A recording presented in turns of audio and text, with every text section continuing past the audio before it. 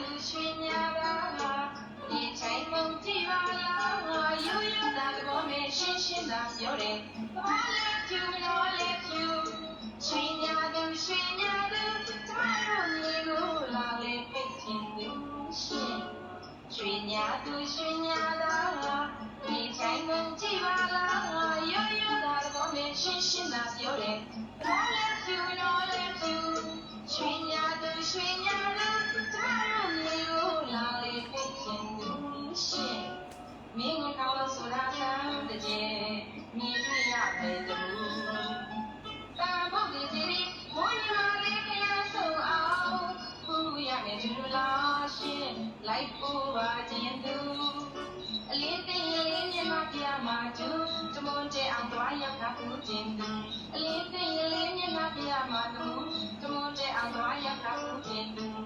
တရားရည်ဤတိတ်တိတ်သားရအေးချစွာနေလို့သူစကိုင်းမှာတနေကိုအတူတူနေကြည့်ပါရင်စိတ်မချမ်းသာမှမဘူးရောက်ဘူးအောင်လာလေသူအေးဝတ်ဆိုတာချီပါသေးမဲ့တမှု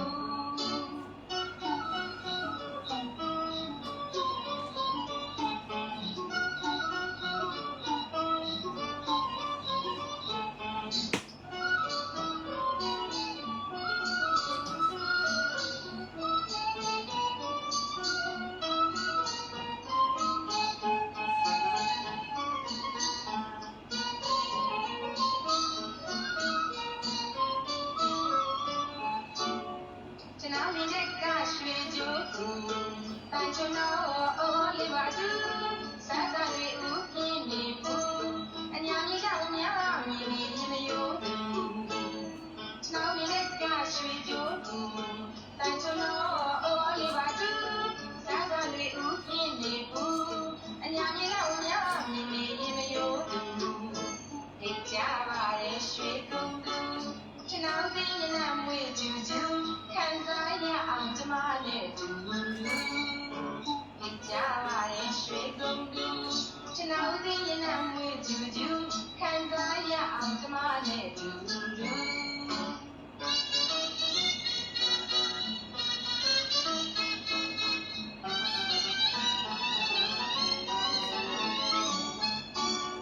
ရွှေညာသူရွှေညာသား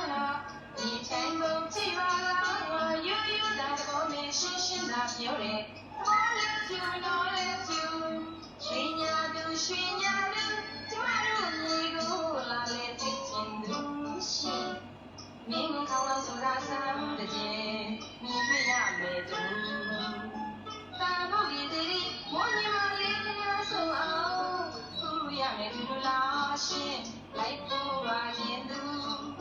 လေးသိရင်လေးမျက်နှာပြမှာသူတမွန်တဲ့အောင်သွားရောက်တာခုခြင်းသူလေးသိရင်လေးမျက်နှာပြမှာသူတမွန်တဲ့အောင်သွားရောက်တာခုခြင်းသူတရားရည်ဤသိစိတ်သားရအေးချမ်းစွာနေလို့သူစကိုင်းမှာတနေကိုအတူတူ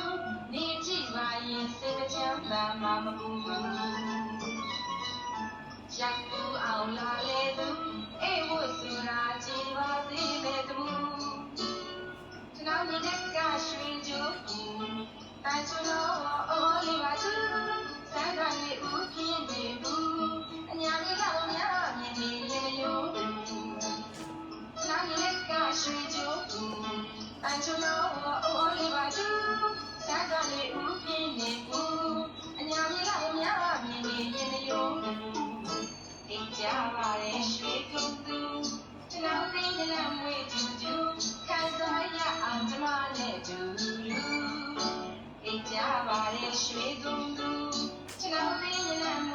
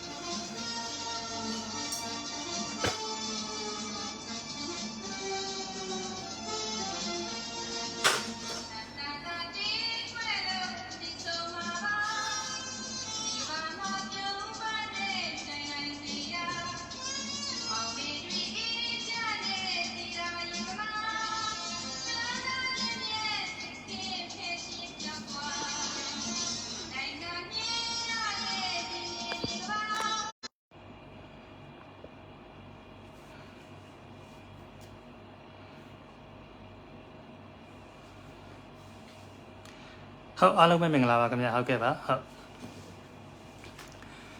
ဟောပေါ့မှန်တော့ကျွန်တော်တိတ်ပြီးတော့ live လွှင့်ဖို့တော့ရည်ရွယ်ချက်တော့မရှိဘူးပေါ့လေတိုးတော်လည်းပဲသူကတော့ live တဲ့နားထောင်ရတာကိုစိတ်ဝင်စားတဲ့သူလည်းတတ်ရှိတာပေါ့နော်အဲ့လိုတတ်ရှိတဲ့သူတွေအတွက်ကျွန်တော်က live လေးတတ်လွှင့်ပေးတာပါနော်အဲ့တော့တချို့လူတွေကတော့ထင်မှာပေါ့နော်ဒီကောင်ကနော်ဟိုဝင်ပြီးတော့အာချောင်းတယ်ဘာမှမလုပ်ဖဲနဲ့ပေါ့လေဘာမှမလုပ်ဖဲနဲ့နေရာလိုချင်လို့ပြောတယ်ဒါမျိုးတွေအများကြီးရှိတာပေါ့ရှိပါသေးကျွန်တော်တို့ကဟိုဒီအချိန်တန်မှပဲကျွန်တော်တို့ကဘသူကဘာလဲဆိုတာကို꿰ပြသွားတာပေါ့နော်ဒီဖားလောင်းလေးပေါက်စတော့ငါးနဲ့အတူပဲကူးနေတာပဲနော်ငါးလေးလိုပဲဒီတိုင်းပဲရေထဲမှာကူးပြီးတော့သွားလာနေတာပဲတိုးတော်လည်းပဲတကယ်တမ်းတင်မလားအချိန်ကာလကြာလာတဲ့အမြဖားငါးပဲ꿰သွားမှာပဲပေါ့နော်အဲ့လိုမျိုးတော့ရှိတယ်အဲ့တော့ကျွန်တော်ကဒီနေရာမှာဒီ live လွှင့်ရခြင်းရည်ရွယ်ချက်တည်ကျွန်တော်အနေနဲ့ရှင်းရှင်းလင်းပြောရလို့ရှိရင်တော့ဒီနိုင်ငံရေးဥဆောင်နေတဲ့သူတွေကိုမုံတီးလို့ဝေဖန်နေရလဲမဟုတ်ဘူးနော်နေရာမရလို့ဝေဖန်နေတာလည်းမဟုတ်ဘူးနော်နောက်တစ်ခုကသူတို့ပြုတ်ပြင်မယ်ထင်လို့ဘောနော်ဝေဖန်နေတာလည်းမဟုတ်တော့ဘူးအဲ့လိုဆိုဒီအချိန်ဒီကာလရောက်သွားလို့ရှိရင်တော့ဘသူကဘာလဲဆိုတာသိသွားပြီပြုတ်ပြင်မှာလည်းမဟုတ်တော့ဘူးနော်အဲ့တော့ပြုတ်ပြင်မှာမဟုတ်ပေမဲ့ဘာလို့ပြောနေတာလဲဆိုတော့ကျွန်တော်ကဒီမှာဖျောင်းတိုင်ထွန်းညှိတဲ့ဥပမာပေါ့နော်ဖျောင်းတိုင်ထွန်းညှိတဲ့ဥပမာဆိုတာဘာလဲဆိုတော့ကိုဖျောင်းတိုင်လေးတစ်ထိုင်ကလောကကြီးတစ်ခုလုံးကိုလင်းသွားအောင်ကျွန်တော်တို့မဆောင်ရွက်နိုင်ပါဘူးနော်သို့တော်လည်းပဲကိုကနေပြီးတော့တစ်ထိုင်ညှိလိုက်တယ်နည်းနည်းလေးပိုလင်းသွားတယ်နောက်ထပ်တစ်ထိုင်လိုက်ညှိတယ်နည်းနည်းလေးပိုလင်းသွားတယ်နောက်ထပ်တစ်ထိုင်လိုက်ညှိတယ်နည်းနည်းလေးပိုလင်းသွားတယ်နော်အဲ့လိုတစ်ထိုင်ပြီးတစ်ထိုင်လိုက်ညှိခြင်းအားဖြင့်ပဲကျွန်တော်တို့ကဒီကဘာကြီးတစ်ခုလုံးကိုကျွန်တော်တို့ကလင်းသွားအောင်စွမ်းဆောင်နိုင်လိမ့်မယ်လို့ကျွန်တော်တို့ကယူဆတဲ့အတွက်ကြောင့်ကျွန်တော်ကဖျောင်းတိုင်ထွန်းညှိတဲ့ဥပမာအတိုင်းပဲပေါ့နော်ဟိုညှိလိုက်ရင်ဒီကငိမ့်ကြံတာတော့မဟုတ်ဘူးပေါ့နော်ဟိုညှိလို့ရှိရင်ဟိုကလင်းသွားမယ်ဒီလိုမျိုးတစ်ဖြည်းဖြည်းချင်းလင်းချင်းအားဖြင့်ပဲကျွန်တော်တို့ကသွားလို့ရတော့တယ်ပေါ့နော်ဒီတိုင်းပဲဟုံတိုင်းခွန်းဆိုတဲ့ပြောင်းလဲမှုကြီးရတော့ကျွန်တော်တို့မျှော်လင့်လို့မရတော့ဘူးပေါ့နော်ဒီအတွက်ကြောင့်ကျွန်တော်ကဒီတချို့သောအများပြည်သူတွေပေါ့နော်အများပြည်သူတွေကိုပဲကျွန်တော်ရည်ရွယ်ဥတီပြီးတော့ပြောရမှာဖြစ်ပါတယ်အများပြည်သူတွေသိတဲ့တိတိုက်တွေထင်တာလေးတွေကိုကျွန်တော်အနေနဲ့ဒီပြောပြတာဖြစ်ပါတယ်အဲ့တော့ဒီလိုပြောတဲ့နေရာမှာကျွန်တော်ပြောနေကြရှိတဲ့အတိုင်းပဲအခုပြောတာတွေအကုန်လုံးဒီကျွန်တော်ရဲ့ပုဂ္ဂလိကယူဆချက်ပဲဖြစ်ပါတယ်နော်အဲ့တော့ဒီယူဆချက်တွေဟာမှန်ရင်မှန်မယ်မှားရင်မှားမယ်ပြဿနာမရှိပါဘူးမှားသွားလဲကျွန်တော်တို့နေရှက်စရာမရှိဘူးဘာလို့လဲဆိုတော့လူဆိုတာမှားတတ်တယ်သို့တော်လည်းပဲသဘောရိုးနဲ့မှားတာပဲဖြစ်ဖို့လိုတယ်တမင်တက်မှားမှန်းသိရတဲ့အမှန်တရားကိုဖုံးကွယ်ပြီးကမှတမင်တက်သွားတာမဟုတ်လို့ရှိရင်လူကမှားခွင့်ရှိတယ်နော်အဲ့တော့ကျွန်တော်ပြောတာတွေမှားရင်လည်းမှားမယ်မှန်ရင်လည်းမှန်မယ်သို့တော်လည်းပဲကျွန်တော်ခဏပြောခဲ့တဲ့အတိုင်းပဲပေါ့နော်ကျွန်တော်ဒီလိုတွေးပါတယ်ဆိုတော့ကျွန်တော်ရဲ့တွေးပုံတွေးလက်ကိုပဲယူစေချင်ပါတယ်နော်မင်းဟိုတော့ဒီလိုကြီးပြောခဲ့တယ်မင်းဟိုတော့ NUG ကိုထောက်ခံခဲ့တယ်ဟိုတော့ NLD ကိုထောက်ခံခဲ့တယ်အခုကျမှမင်းတမျိုးပြောင်းနေပြန်လဲပြောင်းပြောတယ်မင်းပြောင်းလဲတတ်သူကြီးဆိုပြောင်းလဲရင်ပြောင်းလဲမှာပေါ့ဘာဖြစ်လဲနော်မှားမှန်းသိလို့အမှန်ကိုပြောင်းတယ်ဆိုတာကမကောင်းဘူးလားကောင်းပါလေနော်အဲ့အတွက်ကြောင့်ကျွန်တော်အနေနဲ့အခုလောလောဆယ်ကျွန်တော်မြင်တွေ့သိကြားနေရတဲ့ကိစ္စလေးတွေကနေပြီးကမှကျွန်တော်မှန်တယ်ယူဆတာလေးတွေကိုနော်အခုကျွန်တော်ရဲ့မိတ်ဆွေများနဲ့အဖြေညှိကြည့်တဲ့သဘောပဲဖြစ်ပါတယ်နော်ဒီအတွက်ကြောင့်ကျွန်တော်မှန်တာမှားတာကိုကျွန်တော်အနေနဲ့ရှင်းပြပြီးပြောနေမှာပေါ့နောက်တစ်ခုကကျတော့ကျွန်တော်တချို့သောသူတွေကပြောပါတော့ comment box ဖွင့်ပေးပါဆိုတာပြောတယ်နော် comment box ကကျွန်တော်ဖွင့်ပေးရပါတယ်တိုးတော်လေးပဲဘာဖြစ်လဲဆိုတော့လာဆဲတယ်ပေါ့နော်ဆဲတာပြဿနာမရှိဘူးနော်ဘာဖြစ်လဲဆိုတော့ဆဲတဲ့အခါမှာနော်ကျွန်တော်ရဲ့မိတ်ဆွေတွေစိတ်နှောက်ယှက်ဖြစ်ရတယ်နော်ဘာပဲပြောအများပြည်သူတွေနားထောင်နေတဲ့ဝိုင်းထဲမှာနော်အများပြည်သူတွေဒီလေးစားလာပြီးတော့နားထောင်နေတဲ့အထဲမှာနော်အဆင့်မရှိအတန်းမရှိဆဲဆိုပြီးကမှလူတယောက်ကိုနှောက်ယှက်လိုက်ရတာမျိုးလုတ်တက်တဲ့အလေးအထတွေဒါတွေရှိနေကြတယ်အဲ့တော့အဲ့လိုမျိုးရှိတာတွေဟာ ကျွန်တော်အနေနဲ့မကြောက်ရွံ့တော့လည်းပဲဘေးလူစိတ်နှောက်ရှက်ဖြစ်တဲ့အတွက်ကြောင့်ကျွန်တော်ကဒါသည်ဟိုခွဲခြားထားတဲ့နေလို့ယူဆပြီးကမှကျွန်တော်အနေနဲ့ခွဲခြားထားလိုက်တာပဲဖြစ်ပါတယ်နော်အဲ့တော့ကြောင့်ကျွန်တော်ပြောတာတွေထဲမှာအခုကဒီမိတ်ဆွေတွေပဲကျွန်တော်ကွန်မန့်ပေးလို့ရပါတယ်တကယ်လို့များပေါ့နော်ဟိုကျွန်တော် ਨੇ မိတ်ဆွေဖြစ်ချင်တယ်ကျွန်တော်ရဲ့ post အောက်မှာကွန်မန့်ပေးခြင်းနဲ့ဒါမျိုးဆိုလို့ရှိရင်ကျွန်တော်ချက်ပေါက်ကလာပြောပါကျွန်တော်အနေနဲ့ဒီနော်ဟိုမိတ်ဆွေဖြစ်တဲ့လူဖြစ်ထိုက်လူအားလုံးကိုကျွန်တော်အနေနဲ့လက်ခံမှုအသင့်ပါပဲဆိုတာပြောချင်ပါတယ်နော်ဒါခြေစင်းပေါ့နော်ခြေစင်းလေးပြောပြီးတဲ့ခါကျလို့ရှိရင်ကျွန်တော်ဒီနေ့ပြောချင်တာကဘာလဲဆိုတော့နိုင်ငံရေးဥဆောင်မှုနော်နိုင်ငံရေးဥဆောင်မှုဆိုတဲ့သဘောတရားကအင်မတန်ကျေပြန့်ပါတယ်နော်နိုင်ငံရေးဥဆောင်မှုဆိုတာကတာမန်အချိန်ပေါ့နော်တာမန်အချိန်တိုင်းသူပြည်သားတွေအေးချမ်းသာယာနေတဲ့အချိန်မှာတောင်မှနိုင်ငံရေးဥဆောင်မှုဆိုတာအင်မတန်အရေးကြီးပါတယ်နော်အခုလိုမျိုးတာမန်မဟုတ်တဲ့အချိန်ပေါ့နော်တာမန်မဟုတ်တဲ့အချိန်မှာကျွန်တော်တို့ကနိုင်ငံရေးဥဆောင်မှုလိုသလားမလိုဘူးလားဒါဒီအင်မတန်အရေးကြီးပါတယ်ဟုတ်ပြီဒါဖြစ်ရင်ကျွန်တော်တို့ကိုအခုလောလောဆယ်ပြည်သူတရားလုံးကိုနိုင်ငံရေးဥဆောင်မှုပေးနေတာဘယ်သူလဲဒါဒီအင်မတန်အရေးကြီးပါတယ်နော်နိုင်ငံရေးဥဆောင်မှုမရှိဘဲနဲ့ကျွန်တော်တို့ကတွဲတိုင်းမှာစက်ကောင်းပါတယ်ဆိုပြီးကမှကျွန်တော်တို့ကလူတိုင်းကိုသွားခြင်းနဲ့လမ်းကိုလုံးခြင်းနဲ့လမ်းဟာမှန်နေတယ်လို့ပြောလို့မရဘူးတွဲတိုင်းကစက်ကောင်းပါပဲနဲ့စက်ကောင်းတိုင်းကလမ်းမှန်စီတော့သွားမှဖြစ်မယ်နော်အဲ့လိုလမ်းမှန်စီကိုမသွားဘဲနဲ့ကျွန်တော်တို့ကကိုယ်စက်ကောင်းနဲ့ကိုမောင်းခြင်းမောင်းရက်ခြင်းရက်သွားခြင်းသွားနားခြင်းနားဒီလိုမျိုးလုပ်ပြီဆိုလို့ရှိရင်ကျွန်တော်တို့ကဒါဒီ unity ပြတ်သွားတာပေါ့နော်ကျွန်တော်တို့စီလုံးညီညွတ်မှုပြတ်သွားတယ်ဥတီယာပြတ်သွားတယ်ခေရောက်ဝင်သွားတယ်လို့ကျွန်တော်တို့ပြောလို့ရတယ်နော်အဲ့အတွက်ကြောင့်ကျွန်တော်အနေနဲ့ကတော့ဒီမှာနိုင်ငံရေးဥဆောင်မှုဆိုတာကိုကျွန်တော်အင်မတန်အရေးကြီးတယ်လို့ဆိုလိုချင်ပါတယ်နော်ဒါဖြစ်ရင်ကျွန်တော်အနေနဲ့ဘယ်သူကနိုင်ငံရေးဥဆောင်တယ်ဘယ်သူကနိုင်ငံရေးဥမဆောင်မှုဆိုတာကိုလောလောဆယ်ခဏထားပြီးကမှနိုင်ငံရေးဥဆောင်မှုမှာအင်မတန်အရေးကြီးတယ်ပေါ့နော်ဒီကိစ္စတစ်ခုပြောပြချင်ပါတယ်အဲ့ဒါဘာလဲဆိုတော့နိုင်ငံရေးဥဆောင်မှုလုပ်ချင်တဲ့သူဒီနော်ကိုယ်နိုင်ငံရဲ့သမိုင်းကိုတော့သိရလိမ့်မယ်နော်မင်္ဂလာတော့မသိရင်မရဘူးလို့ပြောတော့မဟုတ်ဘူးเนาะကျွန်တော်တို့သမိုင်းဆိုတာသမိုင်းပေါ့နော်ဟုတ်ကဲ့ပါအဲ့တော့သမိုင်းကိုတော့သိရလိမ့်မယ်နော်နိုင်ငံရဲ့သမိုင်းမှာကျွန်တော်တို့ဘာကြောင့်ဘယ်လိုတွေဖြစ်လာခဲ့တယ်ဆိုတာကျွန်တော်တို့ကသိရလိမ့်မယ်နော်အဲ့လိုသိမှလာရင်ကျွန်တော်တို့ကနောက်ခံအကြောင်းတရားတွေကိုနားလည်ပြီးကမှကျွန်တော်တို့ကမှန်ကန်သောနိုင်ငံရေးဥဆောင်မှုကိုပေးနိုင်လိမ့်မယ်လို့ကျွန်တော်တို့ယူဆပါတယ်အဲ့လိုလဲပြောနိုင်တယ်နော်အဲ့တော့ဟိုးဝေးမကြည့်ဘဲနဲ့လောလောဆယ်ကျွန်တော်တို့ဒီပေါ့နိလွတ်လပ်ရေးရခဲ့တဲ့ကာလမှာကြည့်ရင်တောင်မှကျွန်တော်တို့ကနိုင်ငံရေးဥဆောင်မှုလိုခဲ့တယ်ဆိုပြီးပြောပြလို့ရတယ်ဘိုလ်ချုပ်အောင်ဆန်းတို့နိုင်ငံရေးဥဆောင်မှုပေးခဲ့တယ်နော်ဒီနေရာမှာတချို့ကပြောကြတယ်ပေါ့နော်အခုအချိန်ကနိုင်ငံရေးဥဆောင်တဲ့အချိန်မဟုတ်ဘူးစစ်တိုက်တဲ့အချိန်နော်တော်လှန်ရေးလုပ်တဲ့အချိန်နိုင်ငံရေးတွေနားလဲစရာမလိုဘူးဆိုတဲ့အသားမျိုးပြောကြတယ်။မှစစ်သားဆိုရင်စစ်သားအလုပ်လုပ်နိုင်ငံရေးမလုပ်နဲ့ဆိုတာမျိုးကျွန်တော်တို့ကလွဲကုန်တာနော်လာခယူထားသောစစ်သားနဲ့တိုင်းပြည်ကိုကာကွယ်ဖို့ရာအတွက်ကို volunteer လုပ်ပြီးခံမှတိုင်းပြည်ကိုကာကွယ်ပါမယ်ဆိုပြီးခံမှတော်လှန်ရေးတွေကိုခြေစုံပြစ်ဝင်လိုက်တော့ PDF နဲ့မတူလာခယူတဲ့စစ်သားဆိုတာမျိုးကသူလာခအတွက် professional အတွက်သူကစစ်ထဲကိုဝင်တာ volunteer စစ်သားကတော့ကျွန်တော်တို့ကအဲ့လိုမဟုတ်ဘူး volunteer PDF ဆိုတာကတော့ကိုယ့်ရဲ့နိုင်ငံရေးယုံကြည်ချက်အရာဝင်တာဖြစ်တယ်နော်အဲ့တော့ဒီနေရာမှာကျွန်တော်တို့ကဒီနိုင်ငံရေးယုံကြည်ချက်ဆိုတဲ့အတိုင်းပဲဒီနိုင်ငံရေးယုံကြည်ချက်အရာကျွန်တော်တို့တော်လှန်ရေးတွေကိုဝင်လာတာတွေရှိတဲ့ကြောင့်နိုင်ငံရေးဒီအမတန်မှအရေးကြီးရဲဆိုတော့ကျွန်တော်တို့တစ်ချက်သိရမယ်နော်နောက်တစ်ခုနိုင်ငံရေးအရေးကြီးတဲ့အပြင်နိုင်ငံရေးရဲ့ရေချိန်ပေါ့နော်ကျွန်တော်တို့တိုင်းသူပြည်သားတွေရဲ့နိုင်ငံရေးရေချိန်ကိုလမ်းမှန်အောင်တဲ့ပေးဖို့လိုတယ်နော်ဆိုလိုတာကအင်အားရှိတာနဲ့အင်အားကဥတီယာမဲ့သွားတာနဲ့အဲ့ဒီအင်အားကိုဥတီယာတစ်ခုစီကိုလမ်းညွှန်ပေးတာနဲ့မတူဘူးနော်နည်းနည်းတော့ရှုပ်သွားမလားမသိဘူးဆိုလိုတာ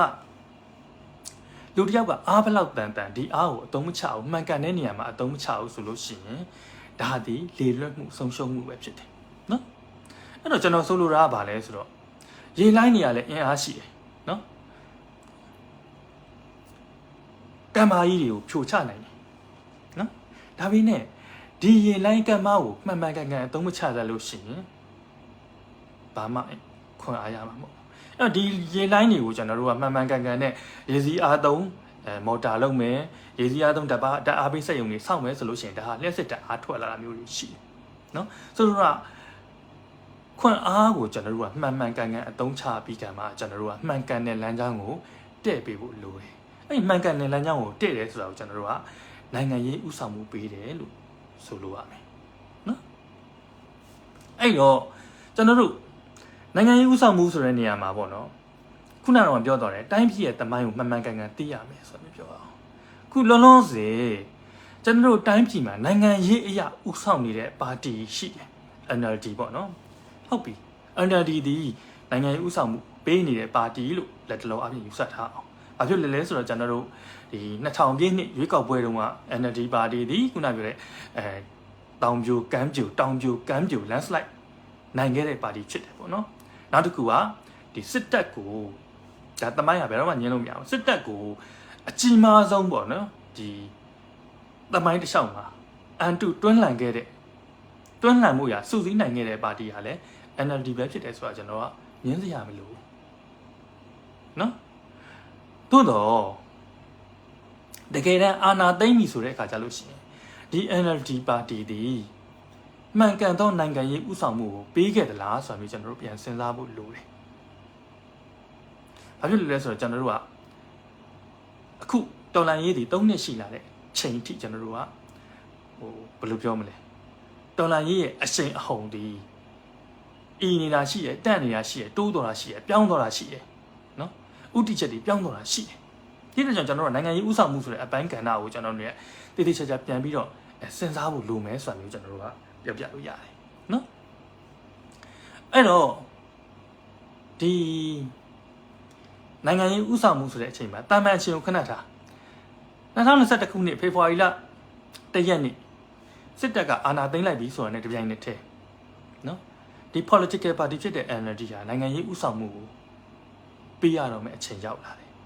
အဲ့တော့သူ့ကို UTP တိုက်တာဟုတ်နော်သူ့ကို UTP တိုက်တဲ့နေရာမှာသူကနိုင်ငံရေးဥဆောင်မှုကိုဘယ်လိုပေးခဲ့တယ်လဲပြန်ကြည့်လိုက်ကျွန်တော်ကောင်းကောင်းမတွေ့ကျွန်တော်ကောင်းကောင်းမတွေ့ဘူးဆိုတော့ကျန်တဲ့သူတွေလည်းတွေ့မယ်မထင်အဲ့တော့အာဏာသိမ်းလိုက်တယ်ဒီနေရာမှာကျွန်တော်ဒေါအောင်ဆန်းစုကြည်ကိုအပြစ်ပြောစရာအကြောင်းမရှိဘူးပေါ့နော်ပြောရင်လည်းပြောလို့ရတဲ့အပိုင်းလေးတွေရှိတယ်သို့တော်လည်းခုနပြောသလိုပဲဒီသူ့အနေနဲ့လှုပ်ရှားရတဲ့ကိစ္စတွေမှာပေါ့နော်ခက်ခဲသွားတာတွေရှိတယ်နောက်တစ်ခုကကြံရစ်သွားတာတွေရှိတယ်နောက်တစ်ခုကသူ့လူတွေကသူမှာခဲ့တဲ့အတိုင်းမလုပ်တာတွေရှိတယ်နော်ဒါတွေကပြောရလို့ရှိရင်တကယ်တမ်းကိုတွေ့သိမြင်ခဲ့တဲ့လူတွေကပြန်ပြောရင်ပိုကောင်းမယ်ကျွန်တော်တဆင့်စကားတဆင့်နားနဲ့ပြောရတဲ့အတွက်ကြောင့်အခုပြောတဲ့စကားကိုကျွန်တော်တို့ကအမှန်လို့မယူဆဘဲနဲ့ကျွန်တော်ဒီလိုကြားခဲ့တယ်ဆိုတာမျိုးပဲကျွန်တော်နားထောင်စေချင်ပါတယ်နော်အဲ့တော့ဖေဖော်ဝါရီလ1ရက်နေ့မတိုင်ခင်ပေါ့နော်ဇန်နဝါရီလနောက်ဆုံးရက်တုန်းကမေစုကနေပြီးကံမှာနောက်နေ့နံတက်မှာလွတ်တော်ခေါ်ကြမယ်လွတ်တော်ကိုယ်စားလှယ်တွေကိုသူကအသေးချာမှားထားတယ်နော်မှားထားတယ်ဒါကျွန်တော်ကြားတဲ့အကြပြောနော်မှားထားတယ်ဒီမှားထားတာဘာလဲဆိုတော့မင်းတို့တွေနော်တကယ်လို့လိုအပ်လို့ရှိရင်ကားပေါ်မှာနေလွတ်တော်ခေါ်နေရင်ခေါ်ရလိမ့်မယ်နော်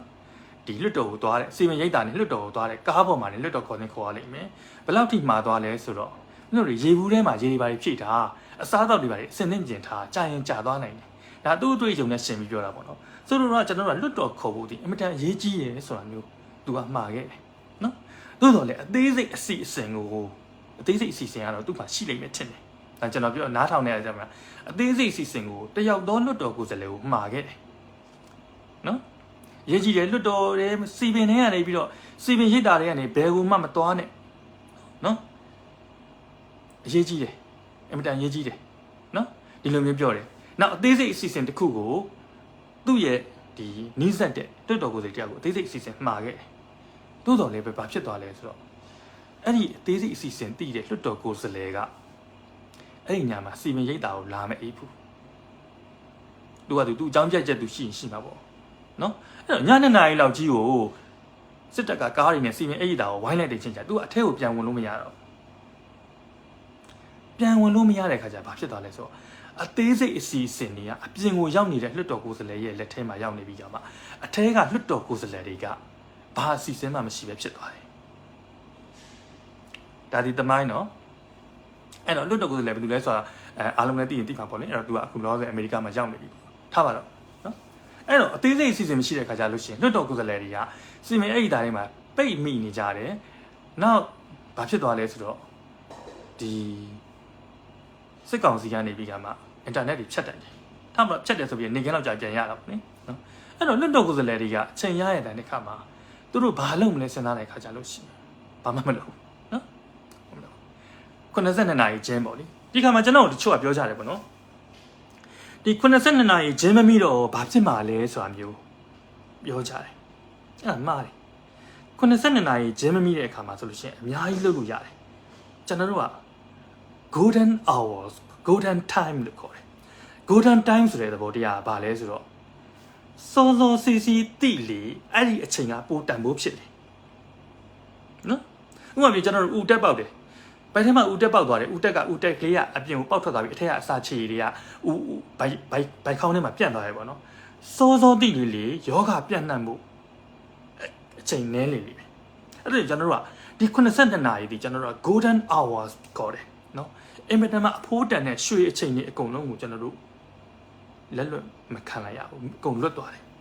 နော်ကျွန်တော်ရုရှားမှာလာမသိတစ်ခါဖြစ်ဘူးတယ်ပေါ့နော်အဲ့လိုပဲစစ်တပ်ကအာဏာသိမ်းတဲ့အခါမှာဟောလေဒီမှာတယောက်ကနေပြီးတော့ဒီတင်ကားတွေရဲ့ခေါင်မိုးပေါ်ကိုခုံတက်ပြီးကမှတရားဟောတဲ့အခါကြလို့ရှိရင်လူတွေကဟေးနဲ့ပါသွားပြီးကမှအဲ့ဒီအာဏာသိမ်းမှုဟာနိုင်ပိုင်းအတွင်းစစ်သားတွေအကုန်လုံးကလည်းပြည်သူဘက်ကိုပါသွားပြီးတော့ပြုတ်ကျသွားတဲ့အားရှိတယ်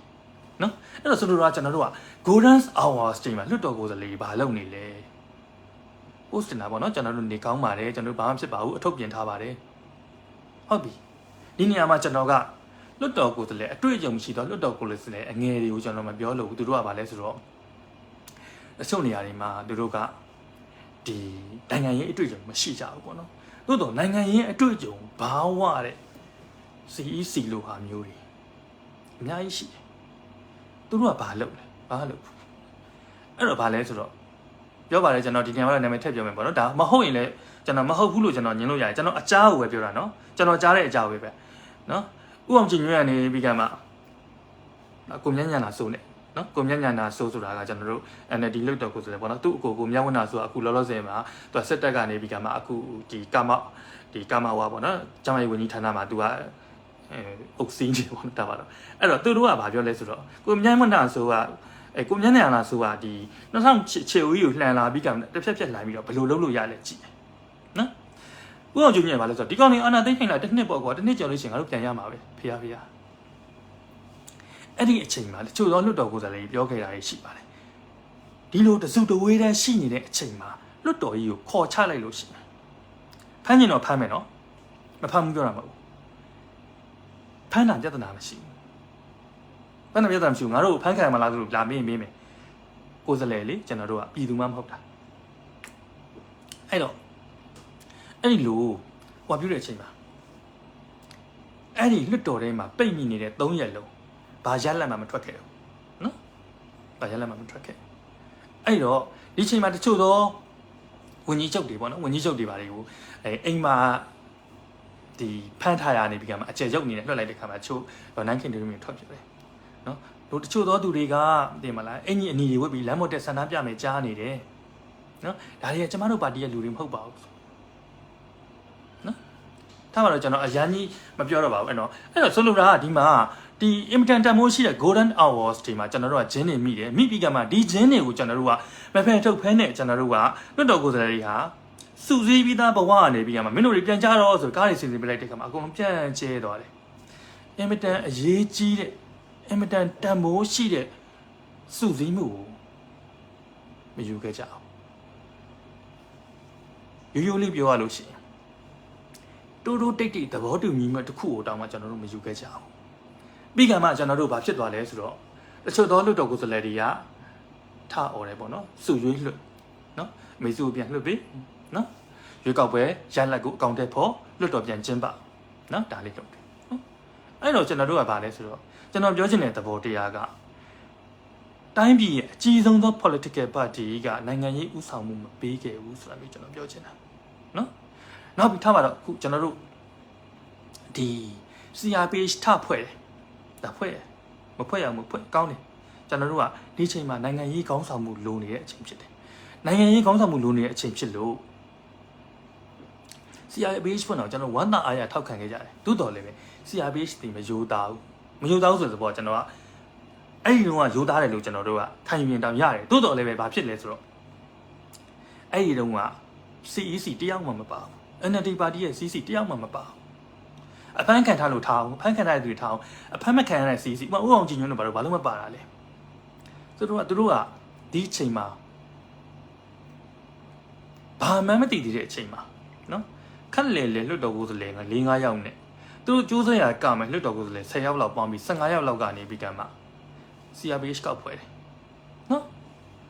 CRPH ကောက်ဖွဲ့တယ်ဖွဲ့ကျွန်တော်တို့သဘောတူတယ် CRPH ဒီအစတုန်းကတွတ်လက်ရှိသေးတယ်ပေါ့နော်တွတ်လက်ရှိတယ်ကျွန်တော်အဲ့ဒီအချိန်တုန်းက CRPH ကိုကျွန်တော်အပြစ်မပြောဘူးဘာဖြစ်လို့လဲဆိုတော့အဲ့ဒီအချိန်မှာတော့ဘသူခေါင်းဆောင်ကျွန်တော်တို့ကလိုတယ်သို့တော့ CRPH ကနည်းနည်းလေးနာမည်ကြီးလာတယ်ကျွန်တော်တို့ကဝိုင်းတွန်းတင်ပေးတယ်ကိုမင်းကိုနိုင်တို့ကဝိုင်းတင်ပေးတယ်နာမည်ကြီးလာတဲ့အချိန်ကြလို့ရှိရင်နောက်ကျမှဥအောင်ကျင်ချင်းတို့ဘာတော့ကွတ်ဆိုကောက်ဝင်လာတယ်ကောက်ဝင်လာတဲ့အချိန်မှာ CRPH ရဲ့လုပ်ငန်းဆောင်တာတွေအကုန်လုံးနှေးသွားတာပဲနော်ဒါဖြစ်ရင် CRPH ကဘာလို့ဖွဲ့လဲကြည့်လိုက်လို့ရှိရင် तू ကတကယ်လို့များပေါ့နော်ပြည်သူလူထုရဲ့ဆန္ဒပြပွဲအင်အားတွေကစစ်ကောင်စီပြုတ်ကျသွားမယ်ဆိုတော့စစ်ကောင်စီပြုတ်ကျသွားနိုင်တဲ့အခါကြလို့ရှိရင်အလိုက်တင်လေးဝင်ပြီးကမှအစိုးရနေရာကိုယူဖို့အတွက်ဆိုပြီးကမှကျွန်တော်တို့ကသူက CRPH ကိုဖွဲ့ထားတယ်။ဒါဒီကျွန်တော်ပုံမှန်လေးနေတယ်ဒီတဲ့ပုံလေးနေရာမရှိဘူး။ဖြာခင်းထားတယ်လို့ကျွန်တော်မပြောချင်ဘူး။တိုးတော်လည်းပဲလိုအပ်တယ်နော်။တကယ်လို့စစ်ကောင်စီပြုတ်ကျသွားလို့ရှိရင်အလိုက်တင်လေးဝင်ယူဖို့တိုးတော်စစ်ကောင်စီကပြုတ်မကျဘူး။ပြုတ်မကျဘူးဆိုတာသူတို့ကအဆုံးစွန်ထိသွားဖို့နေရာယူပြီးသားအဆုံးစွန်ထိသွားဖို့တွက်ပြီးသားနော်အဲ့တော့တော်လိုင်းရေးကာလကိုကျွန်တော်တို့အပိုင်းနဲ့ပိုင်းကြည့်မယ်ဆိုလို့ရှိရင်နော်ဒီ February March April ဒီ3လလောက်ဒီကျွန်တော်တို့ကဒီ non violence ကျွန်တော်တို့ဒီအကြမ်းမဖက်ဆန္ဒပြတဲ့ကဏ္ဍဖြစ်တယ်နော်အကြမ်းမဖက်ဆန္ဒပြတဲ့ကဏ္ဍမှာကျွန်တော်တန်မုံနေကြည့်တယ်နောက်တစ်ခုကဆန္ဒတွေပြကြတယ်ပြည့်ခတ်လာတဲ့အချိန်မှာပြည်သူလူထုကဘယ်ကိုပြောင်းသွားသလဲဆိုတော့ဒီ Enforced Revolution ဆိုတဲ့ကျွန်တော်တို့လက်နက်ကင်တော်လှန်ရေးစီကိုပြည်သူလူထုကစိတ်လဲသွားတယ်နော်လဲမှာပေါ့ဘာလို့ဆိုကို့မှာမရှိလို့ကို့မှာလက်နက်မရှိလို့ဒီလိုင်းပြစ်တိုင်းခံနေရတာမျိုးတွေဆိုတာမျိုးသူတို့ကခံပြနေတာပြပြဿနာမရှိဘူးကျွန်တော်တို့ကဒီနေရာမှာကျွန်တော်ပြောချင်တဲ့အကြောင်းတရားဘာလဲဆိုတော့ NLD ပါတီရဲ့မူဝါဒကိုကျွန်တော်ပြန်ပြီးကမှဆန်းစစ်ဖို့လိုတယ်။ဘာလို့ဆိုတော့ तू ကနိုင်ငံရေးဥဆောင်ပါတီလေ။နိုင်ငံရေးဥဆောင်ပါတီမှာကျွန်တော်တို့ကနည်းနည်းစဉ်းစားစရာကောင်းတာဘာလဲဆိုတော့ဒီပေါ့လေပါတီတစ်ခုရဲ့ဒီလမ်းကြောင်းသူ့လမ်းကြောင်းဒီဘာပေါ်မှာမူတည်ပြီးတိဆောက်ထားတယ်လဲဆိုတာကိုကျွန်တော်တို့သိဖို့လိုတယ်။မိတော်ဆန်းစုကြည်ကဘသူ့ကိုသူကဒီနမိတ်ပုံယူလဲဆိုလို့ရှိရင်သူကဗိုလ်ချုပ်အောင်ဆန်းရဲ့သမီးလို့လာပြောတယ်သူကဂန္ဒီကိုနမိတ်ပုံယူတယ်မန်ဒဲလာကိုနမိတ်ပုံယူတယ်သူကအကြမ်းမဖက်အာခံမှုယူတယ်အကြမ်းမဖက်အဲ့ဒီတော့ကြောင့်ဗာလဲဆိုတော့ဒီမှာ1990ရွေးကောက်ပွဲတုန်းကဒီစစ်တပ်ကနေပြီးအာဏာမပေးဘဲနဲ့ပေါ့နိဒီ NLD အမတ်တွေကိုနော်ဒီနှိမ့်ဆက်တဲ့ခါကြလို့ရှိရင်တချို့ကပြည်ပကိုရောက်သွားတယ်နော်တချို့ကပြည်တွင်းမှာ NLD ပါတီကိုစွန့်ခွာလိုက်ရတယ်အဲ့တော့တစ်ချိန်တော့သတင်းစာထဲမှာကျွန်တော်တို့မှတ်မိသေးတယ်အတုတ်လိုက်ပဲပါတီဝင်တွေနှုတ်ထွက်တဲ့အကြောင်းကိုကျွန်တော်တို့ရေးကြတာပေါ့နော်အဲ့လိုများသောဖြင့်လွတ်တော်အမတ်တွေပေါ့နော်အဲ့လိုရေးကြတယ်တိုးတော်လည်းပဲသူကပြန်ပြီးခံမှာပေါ့လေဒီ2012ပေါ့လေဒီအမေစုကိုပြန်ပြီးခံမှာလွတ်တော်ကိုလည်းရွေးတဲ့ခါကြလို့ရှိရင်သူကဒီနိုင်ငံသားကိုရောက်သွားပြီးခံမှာတဆင်စင်ပြိုက်ထိုးတာထောင်ခဲ့ကြတယ်ပေါ့နော်ဒီ NLD အမတ်တွေကိုသူကမရွေးချယ်ပဲနဲ့သူ့ကိုပါတီကထုတ်ပယ်ခဲ့တဲ့သူတွေကကျွန်တော်ပြန်ပြီးရွေးချယ်ခဲ့တယ်သူတို့ကပြည်တွင်းမှာနေမှသာလျှင်ကျွန်တော်ကဒီပါတီရဲ့အကြမ်းမဖက်ခုခံတွန်းလှန်ခြင်းကိုကျွန်တော်တို့ကဆောင်ရွက်နိုင်တယ်ဆိုတဲ့ခံယူချက်နဲ့တွားတာဖြစ်တယ် ဆိုတော့ဒီပါတီကြီးတစ်ခုလုံးရဲ့ဒီဟွာပေါ့နော်ဥတီယာဒီအချမ်းမဖက်နည်းကိုပဲကျွန်တော်တို့ကသွားတယ်ဟုတ်ပြီတွန်းတော်လည်းပဲတစ်ဖက်ကဘာကိုမြင်နေရတယ်လဲဆိုတော့ဒီပါတီကြီးတစ်ခုလုံးကအချမ်းမဖက်ကိုသွားတာဆိုပေမဲ့ပြည်သူလူထုကကြတော့လက်နက်ကင်တုံလိုင်းကြီးကိုရွေးလိုက်ပြီနော်ဒါဖြစ်ရင် NLD ပါတီဒီဘာကိုရွေးမလဲဘာမှမရွေးဘူးနှစ်ခုလုံးကိုရွေးထားတယ်တစ်ကပြည်သူတွေရဲ့လက်နက်ကင်တော်လိုင်းကိုထောက်ခံတယ်လို့လည်းလုပ်ထားတယ်ဘယ်လိုဖြစ်လဲဆိုတော့ပြည်သူဆန္ဒကအဓိကပါပြည်သူသားအဓိကပါလို့ပြောတယ်နော်နောက်တစ်ချက်ကဘာလဲဆိုတော့ဒီဘာလို့လဲဆိုတော့ပြည်သူအဓိကမဟုတ်ဘဲနဲ့သူကဘာလဲဆိုတော့အကြမ်းမဖက်ရေးမှုကိုလည်းသူကလက်မလွတ်ချင်ဘာလို့လက်မလွတ်ချင်လဲအမေတော်အောင်ဆန်းစုကြည်ပြန်လွတ်လာတဲ့အခါကျလို့ရှိရင်သူတို့ကိုဘေးဖယ်မှာကြောက်လို့အောင်ဆန်းစုကြည်ရဲ့တွားတဲ့နီလန်ဒီအကြမ်းမဖက်ဖြစ်တဲ့ကြောင့်လက်နက်ကင်တော်လိုင်းကိုရွေးချယ်ခဲ့တဲ့သူတွေအကုန်လုံးပါတီကထုတ်ပယ်မှာကြောက်တဲ့ခါကျဘာမှမပြောရဘူးဖြစ်သွားတယ်ဒါဒီကျွန်တော်တို့ပုံမှန်လင်းလင်းကျွန်တော်တို့ကပြောမယ်ဆိုလို့ရှိရင်ဒီလိုပဲခံယူပါလိမ့်မယ်နော်ဟုတ်ပြီဒါဖြစ်ရင်ကျွန်တော်တို့ကဘာလို့ဒါတွေပြောနေရလဲဆိုလို့ရှိရင်ကျွန်တော်တို့တိုင်းပြည်ကိုထူထောင်နေတဲ့ဆရာဒီတိုင်းပြည်ကိုဥဆောင်မှုပေးနေတဲ့တက်ဦးဆိုတဲ့ NUG အကြောင်းကိုကျွန်တော်ကပြောချင်လို့ပြောနေတာဖြစ်တယ် NUG ဒီဘယ်ကလာလဲဆို CRPH ကလာတယ်ဒါတစ်ဖက်ကလာတဲ့နီလန်ပေါ့နော်ဒါကျင်ပို့နေပြီတစ်ဖက်ကလာတဲ့နီလန် CRPH ဒီဘယ်ကလာလဲဆိုလို့ရှိရင်ကျွန်တော်တို့ကဒီရွေးကောက်ခံလွှတ်တော်ကိုယ်စားလှယ်တွေကနေတစ်ဆင့်လာတယ်နော်အဲ့ဒီတော့ကြောင့်ကျွန်တော်တို့ကဘာပြောလဲဆိုတော့ဒါကိုကျွန်တော်တို့ကကြတော့ဒီ jury legitimation နော် legitimate လို့ခေါ်တယ်နော်ဆိုလိုတာကတရားဝင်မှုဒီရွေးကောက်ပွဲရလာတဲ့တရားဝင်မှုကိုရထားတယ်ဆိုတာမျိုးကျွန်တော်တို့ကပြောလို့ရတဲ့ကြောင့် NUD သူကတရားဝင်တယ်လို့ကျွန်တော်တို့ကပြောတယ်နော်အဲ့တော့ရွေးကောက်ခံကိုယ်စားလှယ်တွေအများစု NLD ပါတဲ့ကိုယ်စားလှယ်တွေကနေတစ်ဆင့် CRPH ကိုဖွဲ့တယ်အမှန်တော့တကယ်တမ်းကျတော့သူကသူတို့ကောက်ဖွဲ့လိုက်တာပါကောက်ဖွဲ့ပြီးကြမှာဟိုဒါကိုအားလုံးကသဘောတူတယ်လို့လုပ်တာတကယ်ကျဟုတ်ဘူးမဟုတ်ဘူးနော်မဟုတ်တော့လည်းမတတ်နိုင်ဘူးလေတော့သူကဒီလိုမျိုးတရားဝင်တယ်ဆိုတာဝင်တယ်ပေါ့အဲ့တော့သူတို့ကောက်ဖွဲ့လိုက်တယ်ဖွဲ့ပြီးကြမှာဒါဒီရွေးကောက်ခံအမတ်တွေကနေပြီးတရားဝင်မှုလာတယ်အဲ့ဒီတရားဝင်တဲ့ CRPH ကနေတစ်ဆင့် NUG ကိုဖွဲ့တယ်လို့မျိုးပြောတယ်နော်ဒီအတွက်ကြောင့်ကျွန်တော်တို့ကဗာလဲဆိုတော့နိုင်ငံရေးဥဆောင်မှုကိုပေးနေသော NUG ဒီနော်ထားပါတော့ NUG ဒီ NLD ကနေနိုင်ငံရေးဥဆောင်မှုဆိုပြီးကျွန်တော်တို့ကတစ်ဖက်ပြောပြလို့ရတယ်နော်ဟုတ်ပြီဒါဖြင့်တစ်ဖက်ကဘာလာလဲဆိုတော့ကြတော့တစ်ဖက်မှာကြတော့ကျွန်တော်တို့ကဘာလဲဆိုတော့ NUCC ဆိုတာမျိုးဖွဲ့လိုက်တယ်နော်တကယ်ကြီးနာမည်ကြီးကအစတိတ်အဓိပ္ပာယ်မရှိဘူးပေါ့နော်နိုင်ငံတော်အတိုင်ပင်ခံကောင်စီဆိုလားပဲသူကကြတော့တစ်ဖက်က de facto legitimacy ကိုယူချင်တယ် de facto ဆိုတာကဒီနှစ်ခုကလည်းနည်းနည်းဟိုအများစုကတော့မကွဲကြဘူးပေါ့နော်တချို့ဟိုနိုင်ငံရေးကျွမ်းကျင်တဲ့လူတွေကတော့ကွဲကြတာပေါ့နော် de facto ဆိုတာတကယ်တမ်းလက်ထဲမှာရှိနေတော့စုပ်ကန်ရေးရတော့တရားဝင်မှုဆိုလိုတာဒီဥမာအပြင်ကျွန်တော်တို့ကချင်တို့နော်ကရင်တို့တွေမှာသူကဒီလက်နက်ကင်အဖွဲ့အစည်းတွေကပေါ့နော်ဒီသူတို့မှာရွေးကောက်ခံတော့မဟုတ်ဘူးတိုးတော်လည်းပဲအဲ့ဒီမှာရှိတဲ့တိုင်းရင်းသားပြည်သူလူထုအပေါ်မှာသူတို့ဩဇာညောင်းတယ်။ဘာဖြစ်လို့ဩဇာညောင်းလဲဆိုတော့သူတို့တိုင်းရင်းသားတွေအတွက်လုပ်ပေးတာဖြစ်တဲ့အတွက်ကြောင့်ကျွန်တော်တို့ကဒီမှာဒီဩဇာညောင်းတဲ့ကြောင့်သူ့ကို de facto legitimacy လို့ပြောလို့ရတယ်။အဲ့တော့ तू က NUG ဒီ de facto legitimacy ကိုလိုချင်တဲ့အတွက်ကြောင့် NUCC ကိုဖွဲ့တယ်။ကိုမင်းကိုနိုင်ကနေပူဆောင်ပြီးတော့ဥဆောင်ပြီးတိုင်မှာတိုင်းရင်းသားတွေထည့်မယ်တိုင်းရင်းသားလက်နက်ကိုင်အဖွဲ့အစည်းတွေထည့်မယ် CDN တွေဖွဲ့ထည့်မယ်ဆန္ဒပြတဲ့အဖွဲ့တွေထည့်ပြီးကမှ तू က NUCC ကိုပေးတယ်နော် NUCC ကိုဖွဲ့တယ် NUCC ကနေပြီးကမှ NUG ကိုတရားဝင်မှုပေးတယ်အဲ့တော့ဒီ facto DG ရောနှစ်ခုရှိရပေါ့လေဒါ NUG ကဒီလိုမျိုးလုပ်ချင်တာပြဿနာအဲ့လိုမျိုးသို့တော်လည်းပဲဘာဖြစ်သွားလဲဆိုတော့သူကနှစ်ခုလုံးရဲ့ဩဇာကိုမနာခံတော့နှစ်ခုလုံးရဲ့ဩဇာကိုမနာခံဘူးဆိုတာတာဝန်ခံတယ်ဆိုတာ report တင်ရတယ်ဒါဒီကျွန်တော်တို့ဒီလိုလုပ်ထားပါတယ်ဒီလိုလုပ်တဲ့အတွက်ကြောင့်ဒါတွေကျွန်တော်တို့သဘောတူညီမှုလိုပါတယ်ဆိုပြီးကမှ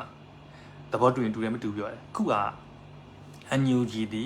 တစ်ဖက်မှာဖြစ်တဲ့ DJURY ဖြစ်တဲ့ CRPH ကိုလည်း report မတင်ဘူး CRPH ကတစ်ဆင့်ကျွန်တော်တို့လွှတ်တော်ကိုယ်စားလှယ်တွေ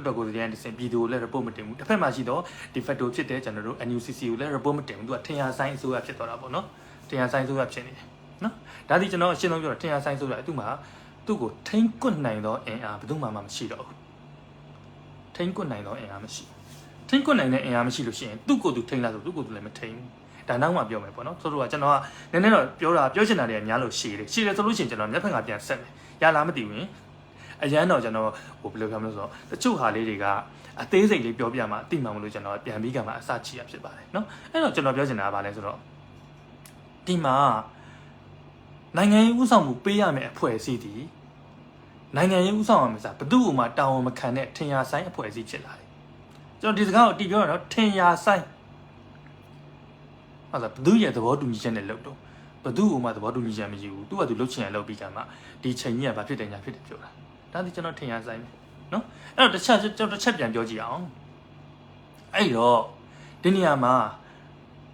တိုင်းပြည်အတွက်ကောင်းတာလုပ်တာပဲကွာမင်းအနေနဲ့ထင်ရှားဆိုင်မဆိုင်မင်းဘာပြောစရာလို့လဲဒီလိုပြောလို့ရတယ်ကျွန်တော်ဘာပြောစရာလို့လဲလို့ပြောလို့ရတယ်သို့တော်လည်းပဲနော်အဲ့ဒီလိုထင်ရှားဆိုင်တာကအခုတော်လန်ရေးမှာလူတွေအသက်တွေမသေးတယ်မဲတည်တယ်အချိန်ကြီးမကြာတယ်မဲကြာတယ်ဘဝတွေမဆုံးရှုံးတယ်မဲဆုံးရှုံးတယ်အဲ့ဒါထင်ရှားဆိုင်နေလို့ထင်ရှားဆိုင်နေဆိုတာဘာကိုပြောရလဲနိုင်ငံရေးဥဆောင်မှုလုံးဝမလုပ်တတ်ဘူးစီမံခန့်ခွဲမှုလုံးဝမရှိဘူးနော်ထားတော့ကျွန်တော်နောက်မှဖြည်းဖြည်းချင်းရှင်းမယ်အခုတစ်ဖက်ပြန်ပြောအောင်နော်အဲ့တော့ကျွန်တော်ကဘာပြောချင်တာလဲဆိုတော့ NUG ဒီနော်တကယ်တမ်းဖွဲ့စည်းကောင်းဖွဲ့စည်းရမယ်ဆိုလို့ရှိရင်နိုင်ငံရေးဥဆောင်မှုကိုပေးဖို့ရအတွက်ဖွဲ့စည်းထားတာဖြစ်ပါတယ်နော်ဟုတ်ပြီအဲ့တော့နိုင်ငံရေးဥဆောင်မှုဆိုတာအရင်ဆုံးတော့မူဝါဒပြတ်သားရတယ်နော်မူဝါဒပြတ်သားတယ်ဆိုတာဘာလဲဆိုတော့ဒီနေရာမှာတိုင်းပြည်ကိုဟုတ်လေလက်နဲ့ကင်နီလန်းနဲ့သွားမှာလားနောက်တစ်ခုဆိုလို့ရှိရင်နိုင်ငံတကာရဲ့ထောက်ခံမှုနဲ့နိုင်ငံတကာပေးတဲ့ legitimacy ကိုယူဖို့ရကြိုးစားမှာလားဒါမှမဟုတ်လို့ရှိရင်စိတ်ဆက်ဆွေးနွေးပြီးကမှနော်မင်းအောင်လိုင်းနဲ့ညှိနှိုင်းတဲ့မူကိုတွားမှာလားဒါတည်းပြတ်ဖို့လိုတယ်မပြတ်ဖဲနဲ့ဟိုလိုဒီလိုလုပ်ထားလို့မရဘူးနော်ဟိုလိုဒီလိုလုပ်ထားလို့မရဘူးအခုဘာလို့ဟိုလိုဒီလိုလုပ်တယ်လို့ကျွန်တော်ပြောချင်တာလဲဆိုတော့အရင်ဆုံးအခုအမေစုတို့တပ္ပရာကြီးဦးဝင်းမြင့်တို့ဆရာတော်မြတ်မောင်တို့တကယ်ပထမရန်စားနိုင်ငံရေးသမားကြီးတွေထောင်ထဲမှာရောက်နေတဲ့အချိန်မှာ NLD ကိုဥဆောင်နေတာဒီကျွန်တော်တို့ပြောရလို့ရှိရင်ဒီထက်မှာဥအောင်ကျူမြင့်ပေါ့နော်ဥအောင်ကျူမြင့်ဥဆောင်နေလို့ယူဆလို့ရတယ်နော်ဒါဒီကျွန်တော်အနေနဲ့သူ့ကိုနာမည်ဖြတ်တာလည်းမဟုတ်ဘူးနော်သူ့ကိုပုတ်ကိုကြီးညိုလည်းမရှိဘူးနော်ဒါပုံမှန်လင်းပြတာဥအောင်ကျူမြင့်ဒီ CRPH နာမည်ထွက်လာမှ CRPH ဥက္ကဋ္ဌဆိုပြုတ်ဆိုကောက်ယူလိုက်တယ်ဟုတ်တယ်နော် CRPH ဥက္ကဋ္ဌဆိုကောက်ယူလိုက်သူဒီဘယ်ထဲဝင်သွားလဲဆိုတော့ဒီခုနပြောတဲ့ NUG ရဲ့ဥဆောင်မှုကိုယူလိုက်တယ်လို့ကျွန်တော်တို့ပြောလို့ရတယ်နော်တခါကျွန်တော်တို့က NLD မှာလည်းသူကမထွက်ဖက်နဲ့အလုပ်ကော်မတီဆိုပြီးကမှနော်ကော်မတီတစ်ခုထပ်ဖွဲ့ပြီးကမှ NLD ကိုကင်တယ်အဲ့တော့ပါတီကိုလည်းကင်ထားတယ်အစိုးရကိုကင်တဲ့ CRPH ကိုလည်းကင်ထားတယ်နှစ်နေရာယူထားတယ်အဲ့နှစ်နေရာမှာရှိတဲ့မူသည်ဘာမူဖြစ်ရမလဲစဉ်းစားကြည့် NLD ပါတီသည်နော်အခုချိန်မှာပုံမလင်းပြောကြည့်လဲဆိုရင်လက်နက်ကင်တော်လိုင်းကိုထောက်ခံပါတယ်လို့တလုံးထွက်ဘူးလား no မထွက်ရဲဘူးပြည်သူဆန္ဒလားအဓိကပါပြည်သူတို့ကျွန်တော်တို့ကဆန္ဒဆိုလို့ရှိရင်ကျွန်တော်တို့ဘာမှငြင်းစရာအကြောင်းမရှိပါဘူးအဲ့ဒါပလီပလာပြောတာနော်ဘာဖြစ်လို့လဲဆိုတော့ကျွန်တော်တို့လက်နက်ကင်တော်လိုင်းကိုထောက်ခံပါတယ်လို့ပြောလိုက်လို့ရှိရင်သူ့အနေနဲ့တစ်ချိန်ချိန်မှာဖြာမခင်းရမှာသလိုသို့တော်လည်းကင်ထားတာကြတော့ပါတီရဲ့ဒီအလုတ်ကော်မတီမှာလည်းကင်ထားတယ်တစ်ဖက်မှာလည်းကျွန်တော်တို့ကဒီမှာ CRPH ကိုကင်ထားတယ်နောက်တစ်ခုဆက်ပြောမယ် CRPH ထဲမှာရှိသောလူတွေကနော်လွတ်တော်ကိုစားပြုတယ်လွတ်တော်ကိုစားပြုပြီးလို့ရှိရင်နောက် CRPH ရှင်းရလူတွေကပဲ NUG ကိုစားပြုပြီးကမှ NUG ထဲမှာဝန်ကြီးတွေတက်လုံနေတယ်အဲ့ဒါ conflict of interest ခေါ်တယ်ကျွန်တော်တို့ပုံမှန်အစိုးရတွေမှာစဉ်းစားကြည့်လိုက်လွတ်တော်ကိုယ်စားလှယ်တွေဟိုအစိုးရအဖွဲ့ဝန်ထမ်းတွေခန့်ထားလို့ရပြီဆိုလို့ရှိရင်ကျတော့ဒီလွတ်တော်ကိုယ်စားလှယ်တွေကဒီလွတ်တော်ကိုယ်စားလှယ်ဖြစ်ကနေထွက်ရတယ်ပေါ့နော်ထွက်မှသာလေကျွန်တော် conflict of interest မဖြစ်တာအကျိုးစီးပွားဆိုင်ရာပဋိပက္ခခေါ်တာပေါ့နော်ဒါမှမဟုတ်ဆိုလို့ရှိရင်ဟိုကညံ့နေတာအဲ့တော့အကုန်လုံးကဒီမှာဒီ CRPH ထဲမှာလည်းထိုင်တယ် NUG ထဲမှာလည်းထိုင်တယ် NUCC ထဲမှာလည်းသွားထိုင်တယ်ဆိုတော့အဲ့လိုနေရာတွေခွထိုင်ခြင်းအပြင်သူတို့ကဘာလဲဆိုတော့နေရာတိုင်းကိုအုပ်စီးလို့ရအောင်လုပ်နေတာဖြစ်တယ်ပြောချင်တာသူတို့ကိုကျွန်တော်ပြစ်တင်တာမဟုတ် အဲ့လိုလောက်တာဒီအတိတ်ပဲကိုမရှိဘူးဆိုတာပြောပြတာနော်အဲ့တော့ဘာလဲဆိုတော့ကျွန်တော်တို့ကမှန်ပါတယ်အမဒီ CWC ဖွဲ့တာကိုအမေစုကသဘောမတူဘူးအဲ့တော့ကျွန်တော်ပြောချင်တာလေးရှစ်တောင်ရှိသေးတယ်ဘာလို့ဆိုတော့အမေစုကဒီအပွားတဲ့ထောင်ထဲကနေလှမ်းမာတယ်ဆိုတဲ့ကိစ္စလေးနော်ဒါလေးဆိုလို့ရှိရင် तू က CC ဆုံးမအလုံးလုံးမယ်ဆိုတာဘာညာလေးရှိအဲ့ဒါလေးကို तू ကမသိချောင်ဆောင်နေကြတယ်ဒါကတော့ကျွန်တော်ဒါထုတ်သိတာလေးကြထုတ်ပြလို့မရတာရှိတယ်နော်ဟုတ်ပြီကျွန်တော်တို့ကဒီနေရာမှာနိုင်ငံရေးဥဆောင်မှုဆိုတဲ့စကားလုံးကိုကျွန်တော်ပြန်သွားရလိမ့်မယ်နော်နိုင်ငံရေးဥဆောင်မှုကအင်မတန်အရေးကြီးတယ်ဘာလို့အရေးကြီးဆိုတော့တော်လှန်ရေးအောင်မှုအရေးကြီးတာတော်လှန်ရေးဟာနိုင်ငံရေးဥဆောင်မှုပေါ်မှာမူတည်တယ်တိလားအဲ့တော့ကျွန်တော်ကဘာပြောချင်တာလဲဆိုတော့နိုင်ငံရေးဆုံးဖြတ်ချက်အရာတော်လှန်ရေးကစုစည်းမှုရလာမှာဖြစ်တယ်အရင်ဆုံးစဉ်းစားကြည့်လိုက်ကျွန်တော်တို့ဒီ non violence ကိုတွားမလား enforce ကိုတွားမလား non violence ဆိုတော့ကျွန်တော်တို့ဆန္ဒတွေပြကြတဲ့အုပ်စုကြီးနော်ဆန္ဒတွေပြကြတယ်ပြည်သူလူထုတွေ resistance ကိုပြကြတယ်ပြည်သူလူထုကဒီဟာကိုကောင်းကောင်းကြောင်ပြကြတယ်ဒါပေမဲ့ non violence ကသူလုံးဝလူတူအစိုးရဆိုလို့ရှိရင်ဒီလောက်ပေါ့နော်ကျွန်တော်တို့ဆန္ဒပြလို့ရှိရင်စင်းပေလူတူမဟုတ်ဘဲနဲ့လူမဟုတ်တဲ့မင်းအောင်လိုင်းမျိုးအုပ်စုဖြစ်နေတဲ့အတွက်ကြောင့်ဘလောက်ဆန္ဒပြအသေးတာပြစ်တတ်မယ်စင်မပေးဘူးနော်အဲ့ဒါကြောင့်ကျွန်တော်တို့ကဒီဆန္ဒပြတဲ့ non violence ပေါ့နော် non violence ဒီ regime တွေခုနပြောလို့အသုံးဝင်တဲ့အခါကျွန်တော်တို့က enforce ကိုတွားတယ်နော် enforce ကိုတွားတဲ့နေရာမှာ enforce ကိုတကယ်တမ်းတွားပြီဆိုလို့ရှိရင်တွားပေါ့နော် enforce ကိုတွားတဲ့နေရာမှာပြည်သူလူထုကိုလည်းနိုင်ငံရေးဥဆောင်မှုပေးရမယ်နော်ပြည်သူလူထုကအခုကဘာလုပ်ရမှန်းမသိဘူးနော်ဘာလုပ်ရမှန်းမသိသူတို့ပြောကြလို့ရှိရင်နှစ်ခုပဲရှိတယ်ကလစ်ကြပတ်စံလိုတယ်လှူကြဒါအပြင်ဘာမှမရှိဘူးနော်ကျွန်တော်မရှိနိုင်ငံရေးဥဆောင်မှုကအဲ့လောက်နေတော့မရဘူးနော်အဲ့လောက်နေတော့ကျွန်တော်နိုင်ငံရေးဥဆောင်မှုကိုခေါ်လို့မရဘူးနော်ဥပမာဖြင့်ကျွန်တော်ပြောပြမယ်ခုနဒီခုလောလောဆယ်လောက်တော့တဲ့ဒီတပြေတပိတ်ပေါ့နော်တပြေပန်းတပိတ်နော်ဒီပန်းတပိတ်မှာကျွန်တော်တို့က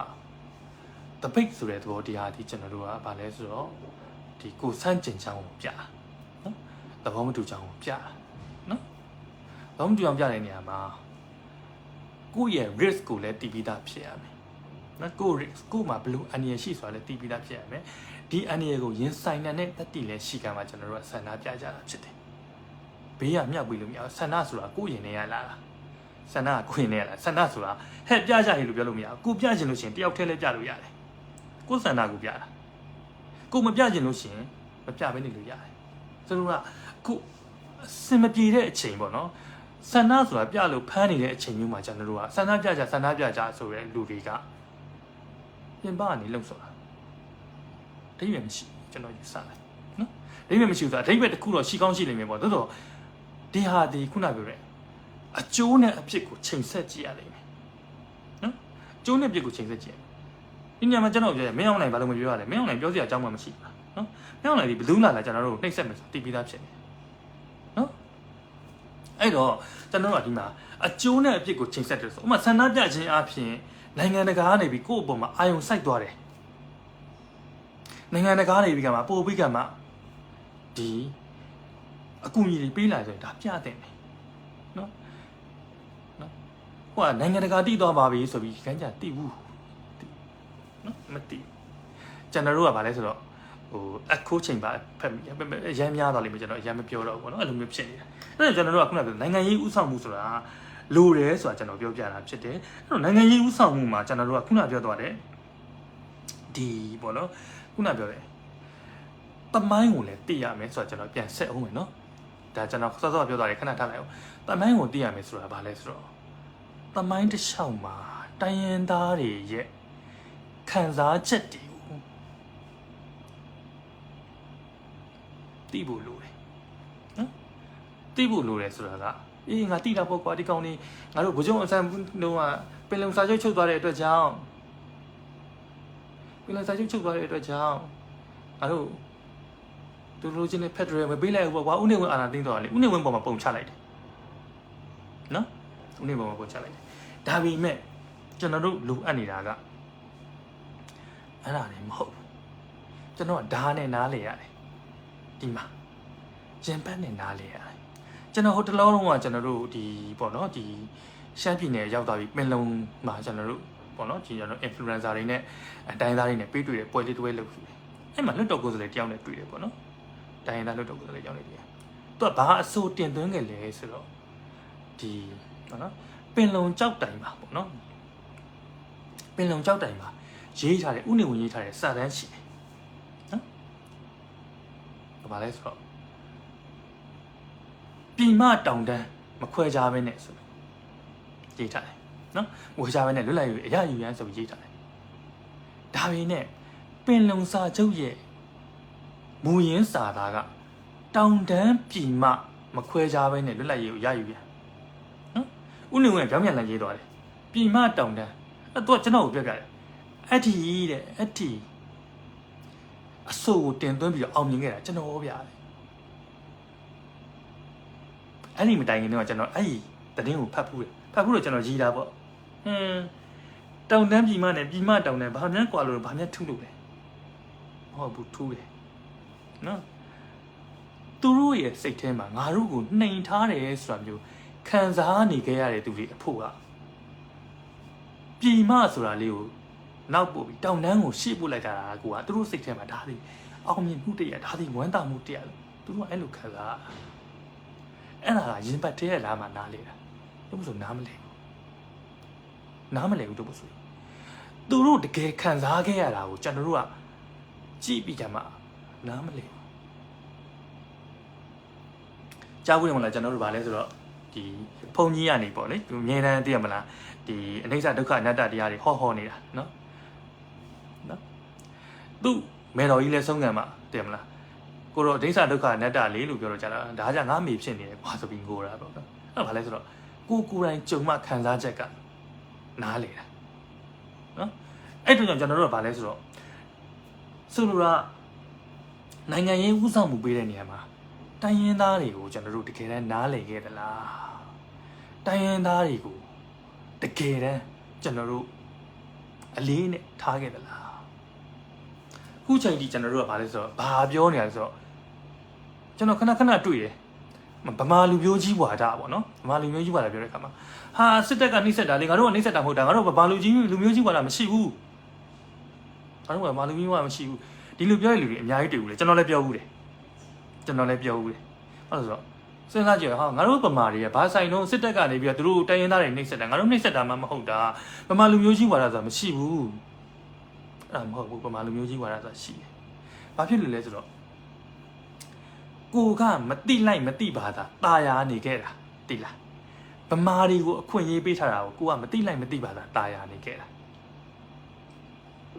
ဘာဖြစ်လို့လဲဆိုတော့ကျွန်တော်တို့ကျောင်းတက်တယ်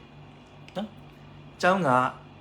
ပူတဲ့ကာလပေါ့နော်ပူတဲ့ကာလဗမာကျောင်းတွေကကျွန်တော်တို့ဗာလဲဆိုတော့ပူတဲ့ကာလမှာကျွန်တော်တို့က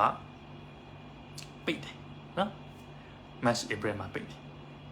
မိုးရာသီမှာဖွင့်တယ်ဒါဆိုရင်ချင်းပြည်နယ်ကကလေးကနော်ချင်းပြည်နယ်ကကလေးကမိုးရာသီမှာကျောင်းတက်တာသူကအသက်နဲ့စွန့်ပြီးသွားတာသိလားဘာဖြစ်လို့လဲဆိုတော့သူကတောင်ပြိုတယ်လေမိုးရာသီတောင်သူကလမ်းလျှောက်သွားတဲ့နေရာမှာတောင်ပြိုတဲ့နေရာမှာသူအသက်စွန့်သွားတာချင်းပြည်နယ်ကကလေးတော့မိုးရာသီဖွင့်တာအဆင်မပြေဘူးနောက်တစ်ခုကျွန်တော်တို့စဉ်းစားကြည့်အောင်ကျွန်တော်တို့သင်တဲ့ဘာသာစကားပေါ့နော်မူလာတန်းဘာသာစကားကိုဘာနဲ့သင်လဲဆိုဗမာစာနဲ့သင်တယ်ကရင်လိုတက်လာတဲ့ကလေးကသူ့မှာ double burden ဖြစ်သွားတာသူ့မှာဒုက္ခနှမျိုးရောက်တယ်ဗမာစာကိုသင်ရတာတစ်ချက်သူ့မူရင်းဘာသာစကားမဟုတ်တယ်မိဘာသာတန်းမဟုတ်တာကိုသင်ရတာတစ်ချက်အဲ့တော့ကျွန်တော်တို့ကမသိလိုက်မသိပါလားကျွန်တော်တို့အတွက်ဒါစင်ကြိနေတာသူတို့အတွက်စင်မပြေဘူးဆိုတော့ကျွန်တော်တို့ကမသိဘူးနောက်တစ်ချက်ကျွန်တော်စဉ်းစားကြည့်ကျွန်တော်တောင်ရစပားတွေစိုက်တယ်နော်ကျွန်တော်တို့အမတော်ကြီးထုတ်ပေးတဲ့အချိန်ကမြေပြန့်မှာရှိတဲ့ဗမာတွေအတွက်အဆင်ပြေတဲ့အချိန်ကိုထုတ်ပေးတာဟိုတောင်ပေါ်ကတောင်ရလူသားတွေရဲ့အဆင်ပြေတဲ့အချိန်ဟုတ်ချင်မှာဟုတ်မှာဆိုတော့ကျွန်တော်တို့ကကိုကမသိလိုက်မသိပါတာအဆင်ပြေနေတဲ့အကြောင်းအဆင်ပြေနေတဲ့အတွက်ကြောင့်ပေါ့နော်ဒီကဘာလဲဆိုတော့ဒီပေါ့လေဗမာလူမျိုးကြီးပါတာမရှိဘူးဆိုတာအောင်းမိတာပေါ့တကယ်ကြရှိနေတာမျိုးကိုကျွန်တော်တို့ကသိစေချင်တာအဲ့တော့ကျွန်တော်ပြန်သွားမယ်ဘာလဲဆိုတော့ဒီလိုမျိုးအသေးစိတ်ပြောပြီးပြန်ချုပ်တာပါလဲဆိုတော့ တိုင်းရင်းသားတွေနဲ့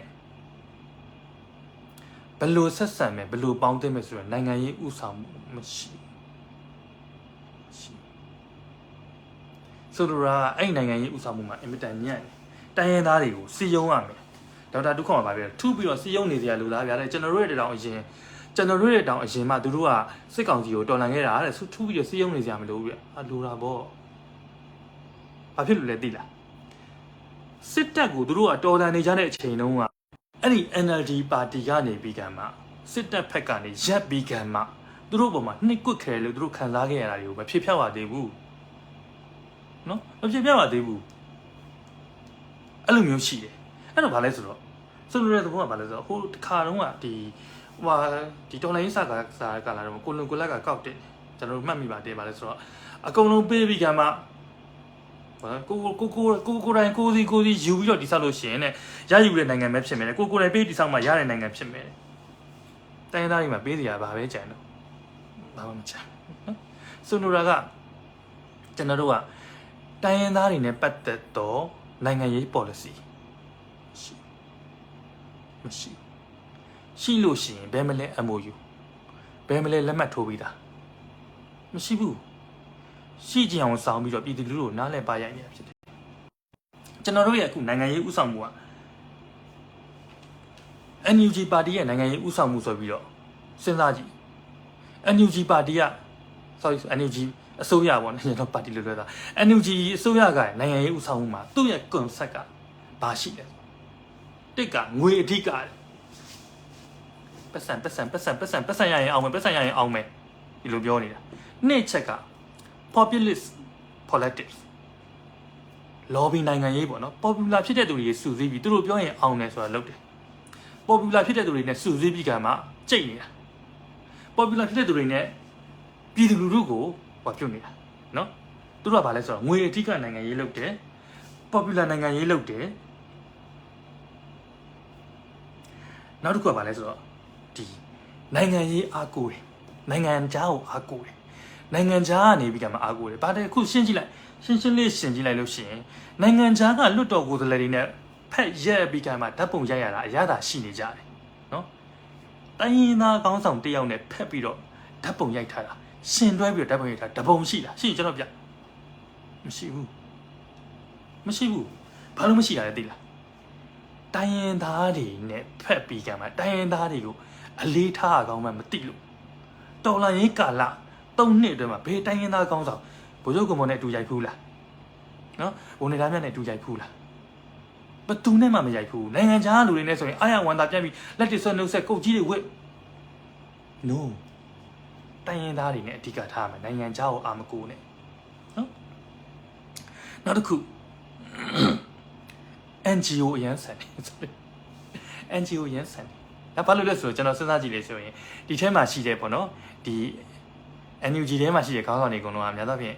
ဒီ NGO ကလှုပ်လာတာပေါ့နော် NGO ကလှုပ်လာတဲ့ခါကျဘာဖြစ်လဲဆိုတော့ NGO လိုပဲရှောက်ပြီးတော့အဖြေမထွက်ဘူးသူတို့ကစကလုံးကြီးကအကြီးကြီးတွေနဲ့လာရေးမဟုတ်ဘူးတိလားစက်မျက်နှာ6ခုဖွင့်ပြီးကမှတော်လန်မယ်စက်မျက်နှာ6ခုပဲ6ခုမှမရှိဘူးနော်စက်မျက်နှာ6ခုဖွင့်ပြီးကမှဘယ်ပေါင်းစုံကနေပြီးကမှစစ်ကောင်စီကိုမျက်နှာသား6ခုကနေပြီးကမှနိုင်ငံရေးစီးပွားရေးလူမှုရေးအမေဘာရေးတယ်မကြံသေးဘူးစစ်ရေးမသိဘူးနိုင်ငံခြားရေးဘာမှလည်းမလုပ်ဘူးနော်မဟာဗျူဟာမြကျွန်တော်မှတ်မိသေးတယ်ပြီးခဲ့တဲ့နှစ်တုန်းကသူတို့ကဘာလုပ်လဲဆိုတော့တစ်နှစ်ပလန်ဆွဲမယ်တဲ့နော်တစ်နှစ်ခွဲလောက်ရှိတဲ့အချိန်မှာတစ်နှစ်ပလန်ဆွဲမယ်ဆိုတော့ဘာဖြစ်သွားလဲဆိုတော့အဲ့ဒီတစ်နှစ်ပလန်ဆိုတာရှေ့မှာပလန်မရှိခဲ့ဘူးဆိုတာပြောပြတာပေါ့နော်ရှေ့မှာပလန်မရှိခဲ့ဘူးရှေ့မှာပလန်မရှိခဲ့ဆိုတာခုတစ်နှစ်ပလန်ဆွဲရတာပေါ့နော်အဲ့တော့နောက်တစ်ခုကျွန်တော်ဗာပြောလဲဆိုတော့ဒီမှာဆိုရင်ပလန်ဆွဲတယ်စနစ်ပလန်ဆိုအဲ့ဒီနှစ်ပလန်လည်းဘာမှဖြစ်မလာဘူးမျက်နှာစာ6ခုပဲမျက်နှာစာ6ခုတော့မှဘယ်သူမှမသိဘူးအဲ့မျက်နှာစာ6ခုမပြန်လဲအခုတစ်နှစ်ပလန်ပြီးသွားတာသိလားမထုတ်ပြန်ရဘူးတစ်နှစ်ပလန်မထုတ်ပြန်ရဘူးကျွန်တော်ဘာလို့လဲဆိုတော့သူတို့တစ်နှစ်ပလန်ကိုကျွန်တော်ကဘယ်လောက်မှစမယ်ထင်တာကျွန်တော်ကဒီပေါ့နော်ဒီဇင်ဘာလအကုန်ပေါ့နော်ဒီဇင်ဘာလအကုန်ဇန်နဝါရီမှာတစ်နှစ်ပလန်စမယ်ထင်တာဟုတ်ဘူးဗျသိလားသူကဟိုထဲမှာဒီဇင်ဘာထဲမှာဥမှန်ခိုင်တန်းနေပြီးတော့အစိုးရအဖွဲ့အစည်းအဝေးတစ်ခုလုပ်တယ်အဲ့ဒီအစည်းအဝေးမှာသူကမိန်ခွန်းပြောတဲ့နေရာမှာဘာလဲဆိုတော့အခုတစ်နှစ်ပလန်ရဲ့ phase 1ပြီးသွားပြီတဲ့4လ phase 1က4လပေါ့နော်အဲ့တော့ 4လစီ3လလာမယ် phase 1 3လဟုတ်တယ်3လစီခွဲက3လေး7နှစ် phase က4ခုပါလားအဲ့တော့ဘယ်လောက်မှပြီးသွားလဲဆိုတော့ကျွန်တော်ထင်တယ်ဒီခုပြီးခဲ့တဲ့အောက်တိုဘာမှာသူ့ရဲ့ဒီနှစ် plan ပြီးသွားပြီဘာမှဖြစ်မသွားဘူးလေနော်အဲ့တော့ကျွန်တော်ပြောချင်တာအခုက NGO ဆန်နေတယ်သူကခေါင်းဆောင်မှုက NGO ဆန်တယ်ဘာမှအဓိပ္ပာယ်မရှိဘူးနောက်တစ်ခုကျွန်တော်ပြောချင်တာကဒီခုနပြောတာရှိရနော် populist နိုင်ငံရေးလုပ်နေ popular ဖြစ်တဲ့စီ popular ဖြစ်တဲ့ trend ကိုတောက်လျှောက်လိုက်တယ်နော် popular ဖြစ်တဲ့ trend ကိုလိုက်တယ်နောက်တစ်ခုကငွေဆိုပြောနေတယ်နောက်တစ်ခုဟောလေခုနပြောတယ်နိုင်ငံခြားကိုအထင်ကြီးအားကိုးတယ်နောက်ဆုံးတစ်ခုကကျွန်တော်ပြောရမှာတော့အားနာတယ်ရိုးသားမှုမရှိဘူးဒီလားရိုးသားမှုလုံးဝမရှိဘူးရိုးသားမှုမရှိဘူးဆိုတဲ့သဘောကကျွန်တော်ကဘာပြောချင်တာလဲဆိုတော့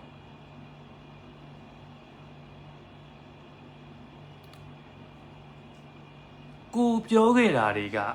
အပြစ်မဟုတ်ဘူးဗျနော်ဥပမာအားဖြင့်ကျွန်တော်တို့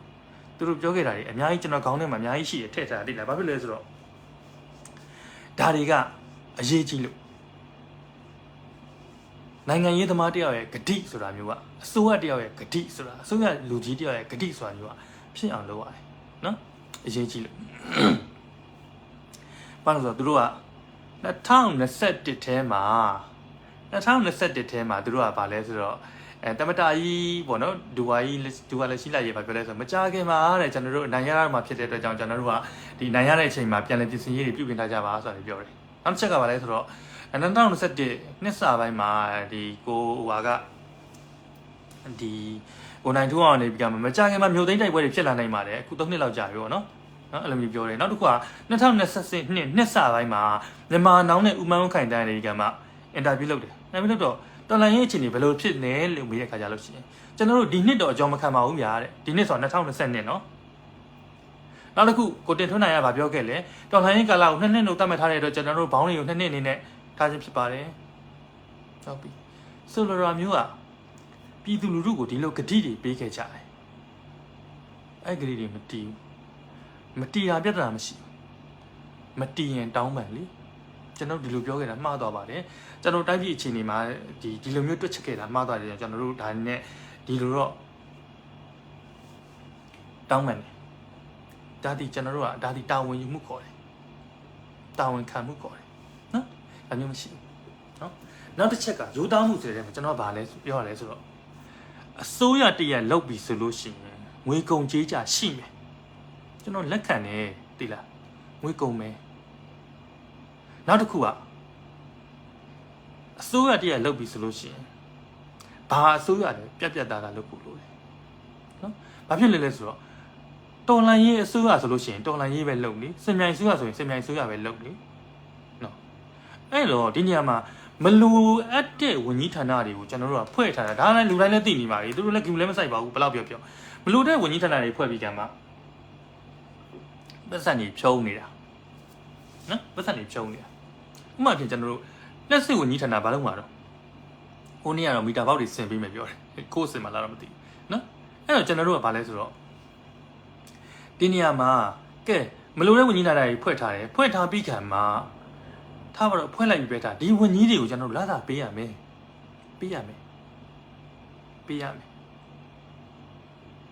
အသုံးစရိတ်ရှိရလေ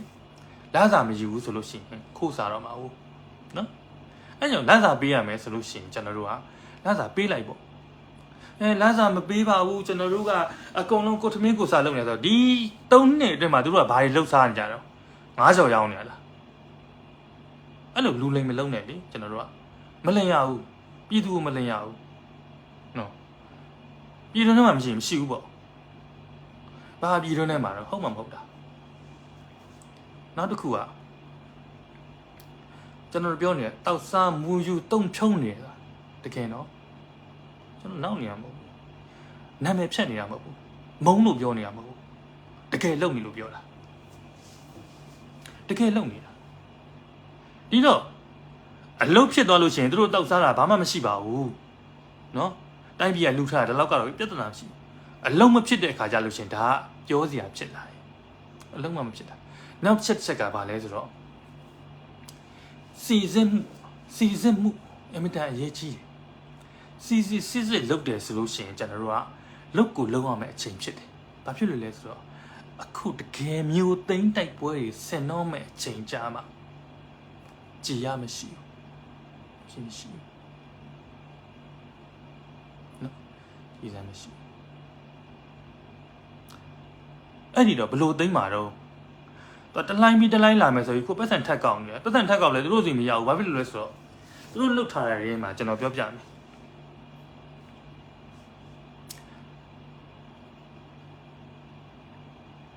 နေဆက်ကိုရောက်လာတဲ့သူတွေထဲမှာအမတ်တွေဆိုလို့ရှိရင်သူကလစာပေးထားတယ်ဘာလို့ပေးထားလဲဆိုတော့ချစ်လွန်းလို့မဟုတ်ဘူး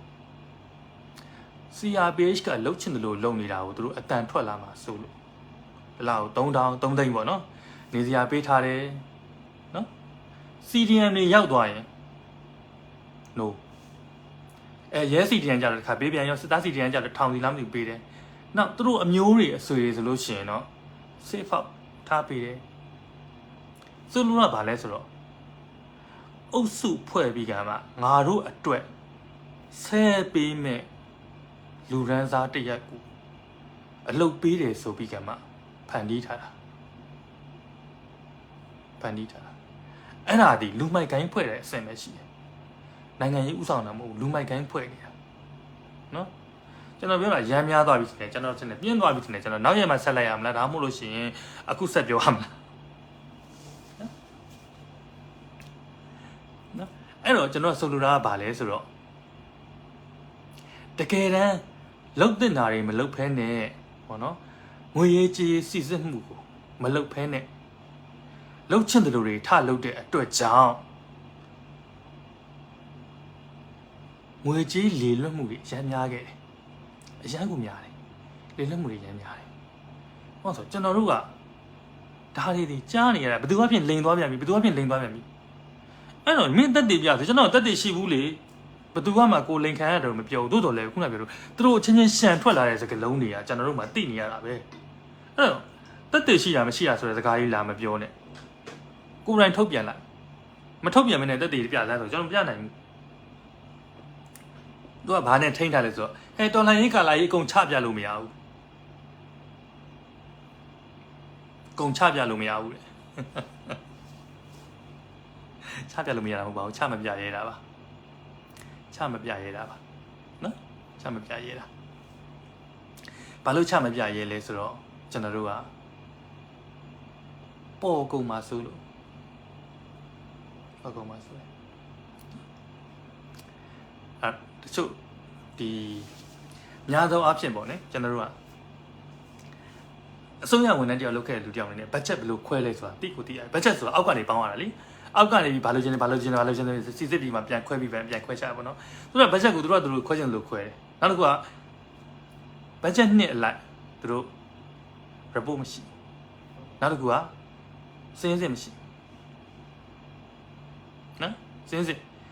ရှိတယ်စင်းစစ်ချုပ်ရှိတယ်မစစ်ရဲဘူးဘာဖြစ်လို့လဲဆိုတော့စင်းစစ်ဆိုတာက independence body ခေါ်တာနော် independence body စင်းစစ်ကိုဘယ်သူကမှလွှမ်းမိုးလို့မရဘူးအခုကသူတို့အိတ်ထဲကစင်းစစ်ကိုပတ်စံထုတ်ပေးပြီးကမှစိတ်ဖောက်မှထားပြီးကမှအလို့တော့ဒီစင်းစစ်ကစစ်ရဲမလား no မစစ်ရဲဘူးနောက်တစ်ခုကျွန်တော်ပြောပြမယ်နော်ခုနကိုတင်ထွန်းနိုင်ဘိုးဘန်ဥက္ကဋ္ဌလည်းသူပဲဗန္ဒာရေးဝန်ကြီးလည်းသူပဲနောက်ထပ်ဖွဲ့မဲ့ຫນွေဥပန်ဥက္ကဋ္ဌလည်းသူပဲဆိုတော့ဒါဒီ conflict of interest ခေါ်တယ်သူတယောက်တည်းလက်ပတ်လိမ့်နေုံပဲပြည်သူလူထုကိုငတုံးလို့သဘောထားကြီးလုပ်နေတာသိလားအဲ့တော့ခုကဘာပြောဆိုတော့ခုပြောနေကျွန်တော်တို့ရဲ့နိုင်ငံရေးဥဆောင်မှုက0နဲ့တိုင်းရင်းသားတွေကိုစုစည်းမှုမရှိဘဲနဲ့နိုင်ငံရေးဥဆောင်မှု0နဲ့လုံနေတဲ့အတွက်ကြောင့်ဒေါ်လာရေးရကြံ့ကြာတာနော်ရှင်းနေပြီမြေပြင်ကပြည်သူတွေကစုစည်းပြီးသားရတယ်ဥပမာကျွန်တော်ပြောပြရမယ်ဗျာဘာလဲဆိုတော့သူတို့ရဲ့ဒီ slogan ပေါ့နော်ကြွေးကြော်သံဒီမှာကိုကသိရမလားဒီဒေးခေါ်မယ်ဒီဒေးဆိုတာအကုန်လုံးတပြိုင်တည်းထဲဝိုင်းတိုက်တယ်ဟာအဲ့တော့ဒီဒေးခေါ်လိုက်ပြီဘယ် PDF မှာထွက်မလားသူတို့ PDF ကြာဥထားတယ် local PDF တွေကအသေးခံတိုင်းအဲ့မသေးကုန်တဲ့သူတွေအများကြီးပဲဒါဒီဒေးနော်တပြိုင်တည်းထဲခေါ်တဲ့ဒီဒေးနောက်တစ်ခုကဘာလဲကွက်ပြေနင်းကွက်စေခင်းပြီးကျွန်တော်မခေါ်လိုက်ဘူးကွက်ပြေခင်ကွက်စေနင်းအဲ့ဘယ်လိုခေါ်ရတော့မသိဘူးပေါ့နော်အဲ့ဒါကြီး နော်ပြီးတော့ cost ပြင်းတာတော့တည်တယ်ပေါ့နော်ဒီကွက်ပြင်းနေဆိုတဲ့သဘောတရားအတိုင်းသူကမြန်မာနိုင်ငံလုံးအနှံ့ကိုတက်တွေကိုဖြန့်ပြီးနေရာယူပြီးကမှဒုအင်အားတိဆောက်တယ်ဘာဒုတွေတော့မသိဘူးဟုတ်ပြီနော်အဲ့တော့ဘာဖြစ်သွားလဲတကယ်တမ်းတိုက်နေတဲ့နေရာတွေမှာလက်နက်လိုနေတဲ့နေရာတွေမှာသူကလက်နက်ကိုမပို့ပေးဘဲနဲ့ဒီဘက်မှာဥထားတဲ့ PDF တွေကိုလက်နက်တွေဆင်နေတဲ့ခါကျလို့စကိုင်းမှာရှိတဲ့ကလေးတွေမြင်ဘူးလားစကိုင်းမှာလေချင်းညက်ဖက်နှက်လေးတွေနဲ့အဝါပေါ်မှာပုံပြီးတော့ဒီပါလေ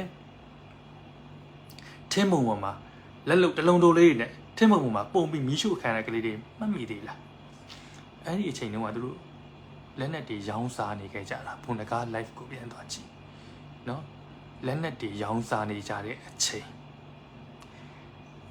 သူတို့စုစည်းနေတဲ့ PDF တွေကိုတနေရာထဲမှာစုထားပြီးခံမှာလက်နက်တွေဥပြီးဆင်နေတဲ့အချိန်မှာဒီဘက်မှာကလေးတွေကတလုံးတိုးလေးတွေနဲ့အသက်ဆွနေရတဲ့အချိန်ပြီးခံမှာစကိုင်းမှာကိုချံကိုရောင်းပြီးခံမှာအညာသားတွေကလက်နက်ကိုဝယ်ပြီးတိုက်လို့နိုင်ငံမှာအပေါ်ကနေပကဖာဆိုပြီးမင်းတို့ဖယ်ဆိုတာမျိုးလောက်ရတာမျိုးမမေ့ဘူးကျွန်တော်တို့ကသူတို့လို့ကျွန်တော်တို့အညာမီးလောင်မြင်ဖြစ်တာကိုလက်နက်နဲ့ကိုတိုက်လို့ရခံမှာနော်ကိုဘက်ကကိုမြေရောင်းပြီးရတဲ့ဟာနော်ကျွန်တော်သွေးခွဲနေရမှာမဟုတ်တာသူတို့တွေမတရားသဖြင့်လုပ်ထားတဲ့ကိစ္စတွေဒါနဲ့ကျွန်တော်မေ့စရာအကြောင်းမရှိဘူး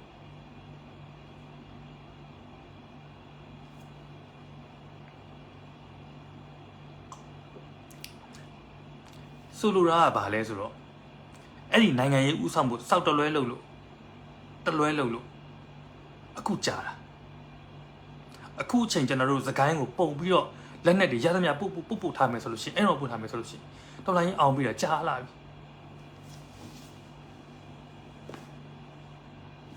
ထားပါတော့နော်အဲ့တော့ရိုးသားမှုမရှိဘူးဆိုတာကျွန်တော်ပြောပြတာဖြစ်တယ်နော်အဲ့တော့ကျွန်တော်တို့ကဒီနေရာမှာဆိုလို့ရှိရင်နော်ကျန်တာတွေနောက်မှပြောတာပေါ့နော်နိုင်ငံရေးဥဆောင်မှုဆိုတဲ့အတိုင်းမှာကျွန်တော်တို့ကဘာလို့လဲ strategic vision ခေါ်တဲ့ကျွန်တော်တို့ကဟာဗျူဟာမြောက်စဉ်းစားရမယ်တိုင်းရင်းသားတွေအကုန်လုံးထည့်သွင်းစဉ်းစားရမယ်နော်ခုတိုင်းရင်းသားတွေကိုသူတို့ကလိုတော့ငါပတ်စံပြီးမယ်မင်းတို့တိုက်တကယ်စစ်မြေပြင်တောင်မသွားရဲပဲနဲ့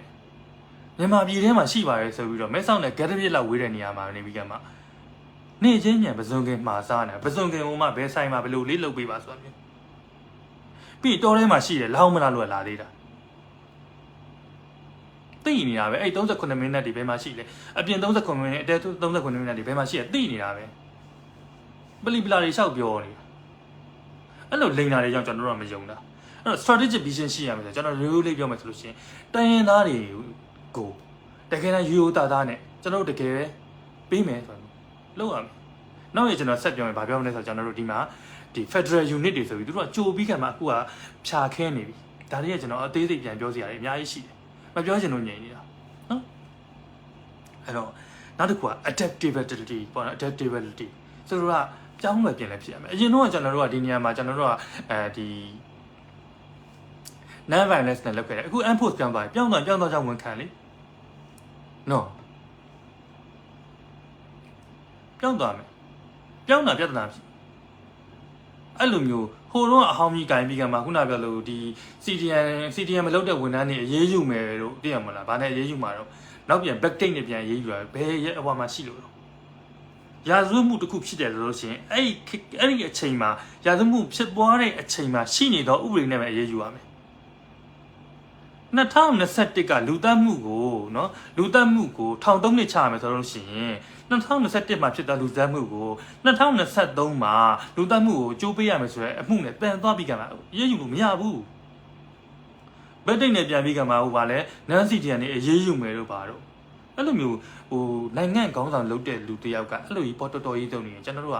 ကြည့်ရတာအဆင်မပြေဘူးနော်အဲ့လိုဆိုတော့သူတို့ကအားတော့နိုင်သူတို့ကတတိယရန်သားခေါင်းဆောင်တွေနိုင်ငံရေးသမားမှာတတိယရန်သားနိုင်ငံရေးသမားတွေဖြစ်တယ်နော်အခုကိုလွန်ကိုလက်တို့ဥယျာဉ်မွန်းတို့ ဦးအောင်ကြည်ညွန့်တို့ဒီပထမရန်သားမဟုတ်အတက်တရရန်သားလေးတက်တရရန်သားဆိုတာဘာလဲသိလဲတက်တရရန်သားဆိုတာကအာနာသိမ့်မှုသာဖြစ်မလာလို့ရှင်သူတို့ဘဝကနေဝင်သွားမှဒီတိုင်းလေးပဲအညစ်နဲ့နေဝင်သွားမှအခုတော့အာနာသိမ့်မှုဖြစ်တဲ့ခါကျသူတို့နဲ့မလျော်ညီတဲ့သူတို့ရဲ့အရေးချင်းနဲ့မကိုက်ညီတဲ့ပထမရန်သားနိုင်ငံရေးသမားဘဝကိုရောက်တဲ့ခါကျလို့ရှင်ရောက်ပါဒါနဲ့ကိုက်ညီအောင်ဖြည့်စည်းလေ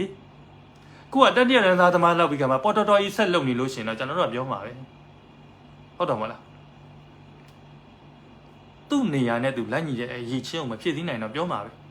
အဲ့ကြောင့်ဗာလဲဆိုတော့ကျွန်တော်တို့ကအခုသူတို့တွေအဲ့လိုမျိုးဖြစ်နေတာဗာလဲဆိုတော့ခုနပြောသလိုဒီနိုင်ငံရေးဥဆောင်မှုဘာမှမရှိဘူးเนาะအဲ့တော့ကျွန်တော်ပြောတာလည်းနည်းနည်းများသွားပါပြီเนาะအဲ့အတွက်ကြောင့်เนาะနောက်ရက်ဒီပေါ့เนาะများသောဖြင့်ကျွန်တော်ပေါ့လေဒီပေါ့เนาะ3ရက်ချားတစ်ခါလောက်တော့ကျွန်တော်ပြောဖို့ရစိတ်ကူးတယ်ပေါ့နော်အခုကတော့ကျွန်တော်နိုင်ငံရေးဥဆောင်မှုကိုပြောတာပြောချင်တာတွေကများတော့နည်းနည်းလေးရှည်သွားပါတယ်ပေါ့နော်ကျွန်တော်အဲ့ဒါတောင်းပန်ပါတယ်အဲ့တော့ဒီကြားထဲမှာအခုကျွန်တော်9မိနစ်လောက်စောင့်ပေးပါမယ်။ဘာမှမေးစရာရှိသေးလဲကျွန်တော်15မိနစ်လောက်ပြောမယ်နော်ဟုတ်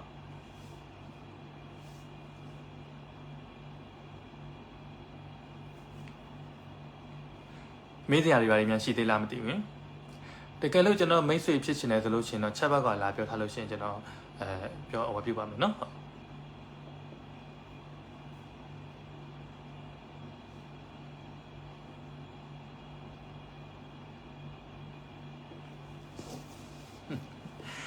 FTC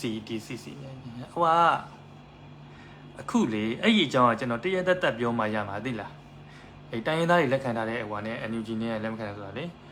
ဘာလို့တုံးဆိုတော့သူတို့ကအဲ့ဒါနည်းနည်းဒါနောက်ရက်သက်ကျွန်တော်ပြောမှာတော့အတော်ကြီးရပြောရမှာပေါ့နော်ဟုတ်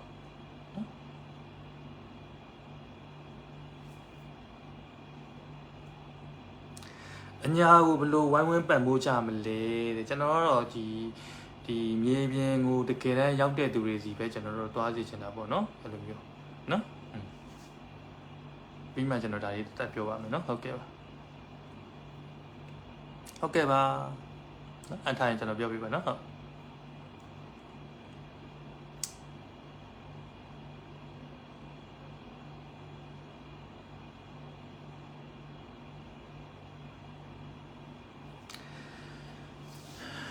အဲ့ဒါဆိုရင်ကျွန်တော်အခု live ကိုနားလိုက်ပါမယ်เนาะအားလုံးပဲ